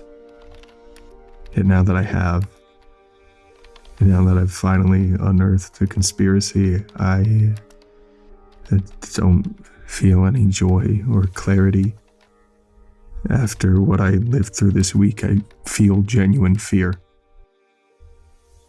I don't trust the government to govern, and I certainly don't trust them to contain the horrors that I found. It started as most crash reports do, on the message boards. Those among us that watched the sky and those among us that watched the social feed found something in common. The sky watchers located 2 explosions high up on the edges of Earth's atmosphere. The news folk noticed a strange amount of chatter coming out of Central Asia. It didn't take long for the stories to stick together. 2 objects were launched into space from some old science facility in the post-Soviet republics. Presumably they were shot down by the powers that be before they could get to where they were going, and the debris was left to fall back to Earth. There was absolutely zero mention of this on the news, and that's the way these things usually go. The corporate elite wouldn't let information like this slip. They wouldn't want independent minds venturing out to see the remains of the unidentified flying objects that were shot down. That's where the message boards come in. With a general idea of the launch site and triangulated reports of where the objects were shot down, we managed to put together a rough map of where the remnants of the wreckage would land. The objects were shot high enough in the air to spread most of the debris into space, but a couple dozen chunks were destined to fall to the ground. All it took was a map and some math to figure out where the space debris was destined to land. It wasn't the first time that something was meant to have crashed in the woods which surround my cabin, and with that being the case, I kept my expectations low. I took my shotgun and a couple extra shells with me. If I wasn't going to find any government secrets, I could at least catch myself a rabbit or two. In the 10 years that I stayed in this cabin, I've only returned with rabbits. I don't have particularly high expectations to find anything else. The whole trip was just a nice walk in the woods until I saw signs of impact. It wasn't far off the trail. A couple broken trees and some torn up bushes pointed the way. The closer I got, the more, the air smelled like burnt meat. I had finally found something the government was hiding from me. A chunk of what seemed to be a rocket. The metal was singed with re-entry burns, but bits of paint were still intact. The rocket was originally bright red. Off the edges of the paint, I could spy the beginning of a star and sickle. Yet I could also spy something else, a different shade of red. From beneath the rocket, a heavy trail of blood led into the forest. I documented the wreckage to the best of my abilities. The closer I got with the camera, the more I could see the blood wasn't coming from something beneath the wreckage. It came from inside the metal casing. Once I had gotten adequate evidence that the Soviet rocket chunk had indeed crashed into the forest 30 years after the Cold War ended, I flipped the debris over. The smell of burnt flesh grew tenfold. On the inside of the rocket, there were chunks of what seemed like burnt steak. Around the bits of meat, like tendrils or arteries. Small indentations into the metal spread from the spots where the black meat sat. I took pictures of the other side of the rocket chunk. Then I followed the bloody trail.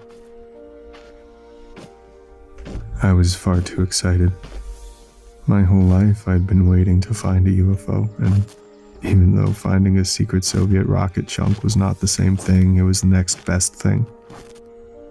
For 10 years, I was certain that the elite was hiding something from me. I've never doubted it. But now I had evidence. After a life of being called crazy, I was finally vindicated. I was finally happy. Not once did I question whether following the trail of blood was a good idea. The crimson marks started to grow sparse but fresher. They led me to a rabbit burrow coated with blood. My phone's flashlight didn't reveal anything other than wet dirt. I knew better than to stick my hand in the hole. Instead, I walked over the burrow and stomped. Sometimes wounded animals get panicked enough to escape their hiding spots when they feel endangered. I figured that whatever was hiding inside of the hole might do the same. The ground beneath me rumbled ever so gently. Something was moving in the burrow. I trained my shotgun to the exit. Of course, I would prefer to catch whatever was hiding in the hole alive, but I wasn't going to let it get away. Dead or alive, it would serve as evidence that me and other people like me are not insane. I stomped again. More rustling from beneath my feet. Something was trying to get out. I stopped once more. A head popped out of the hole. At first sight, the creature looked like an oversized rabbit with bloated skin and mangled fur. Yet the moment the creature turned to face me, I knew I was dealing with something well outside the realm of animals. Two mismatched black eyes stared at me from a bloody snout. 3 long strands of pulsing flesh hung from its mouth. The creature leaped at me with a throaty growl. I filled its face with buckshot. The horrid rabbit was propelled backwards by the blast. The creature looked like a Play-Doh model put together by an infant. Its long, mismatched limbs twitched on the forest floor. My shot was straight.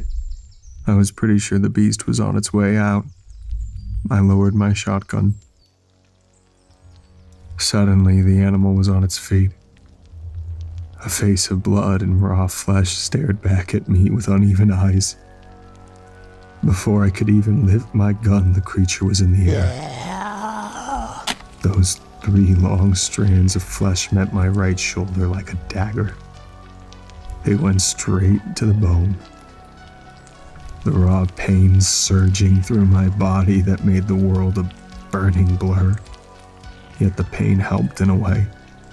It triggered the thousands of dollars worth of survival classes I had taken. In one swift motion, I pulled the shotgun to my right shoulder and hooked my numb fingers over the trigger. The creature flew once more, but when it hit a nearby tree, it went completely limp.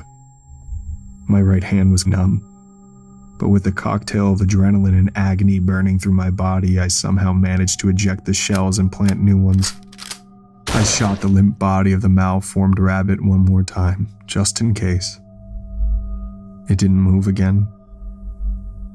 The last thing I wanted to do was to call the police. The message boards were considerably more trustworthy and organized. Yet phone data so far from 5G towers is a rarity. The closest internet connection was back in my cabin. Not wanting to leave the mess of foreign life unguarded, I called the only number my phone was able to call. At first I thought my phone simply didn't work. I couldn't hear anything from the other side. That's when I realized there was blood coming out of my right ear. The shotgun blast had incapacitated the rabbit, but it had also knocked out half of my hearing. There was a bit of blood on the screen, but when I switched the phone over to my left ear, I could hear the dial tone reasonably well. The police were not helpful. It took them an hour to pass me along to someone who didn't think I was crazy. The moment I started talking about the remnants of a Soviet-era rocket, however, my phone journey quickened. I was connected to a man who didn't introduce himself or ask for details about my finding. He simply said he would send a retrieval team over as soon as possible. When I asked him if he needed my coordinates, he told me my phone would give him all the information he needed. Then he hung up. The creature was moving again. The movement was much less pronounced than before. I didn't notice it until I hung up the phone. But like wet clay squeezed into a rabbit's skin, the flesh of the creature started to slowly seep out. I unloaded another blast into the creature and refilled the cartridges. It stopped moving. For a while, at least. There weren't enough shells in my jacket to make me feel safe. There wasn't any amount of ammo in the world that would make me feel safe. For hours, I sat with the creature, shooting it whenever the flesh started to bubble once more. The intervals between the movement grew longer and longer, yet that didn't change the fact that the beast refused to die. Blood from my ear started to spill to my shoulder, yet there was no wound where the rabbit had bitten me. My clothes were torn, yet the skin where the rabbit's fleshy teeth cut to my bone looked untouched. I decided not to worry myself about the wound.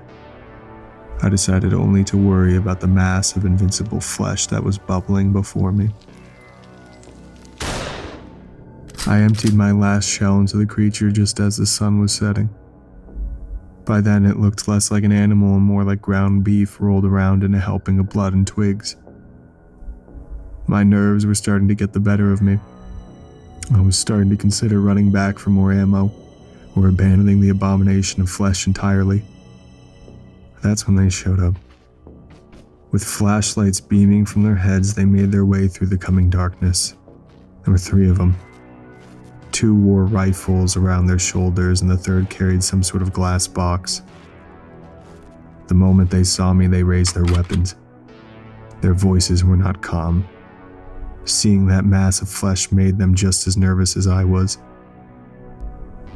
The spook with the glass box went around containing the creature, but my attention was wrapped up in the guns. I dropped my empty shotgun. This gesture of goodwill did nothing to appease the government men. They argued amongst themselves in hushed voices, yet voices I could hear regardless. One of them was insistent on me being shot. I saw too much. I knew too much. The other refused to execute a civilian. It pains me to say this, but I begged. I had moved away from civilization so I could live free without the government's hands in my business, yet I ended up begging those jackboot enforcers of the status quo to let me live. The merciful one took away my phone and made me promise I would never tell anyone about what I had seen.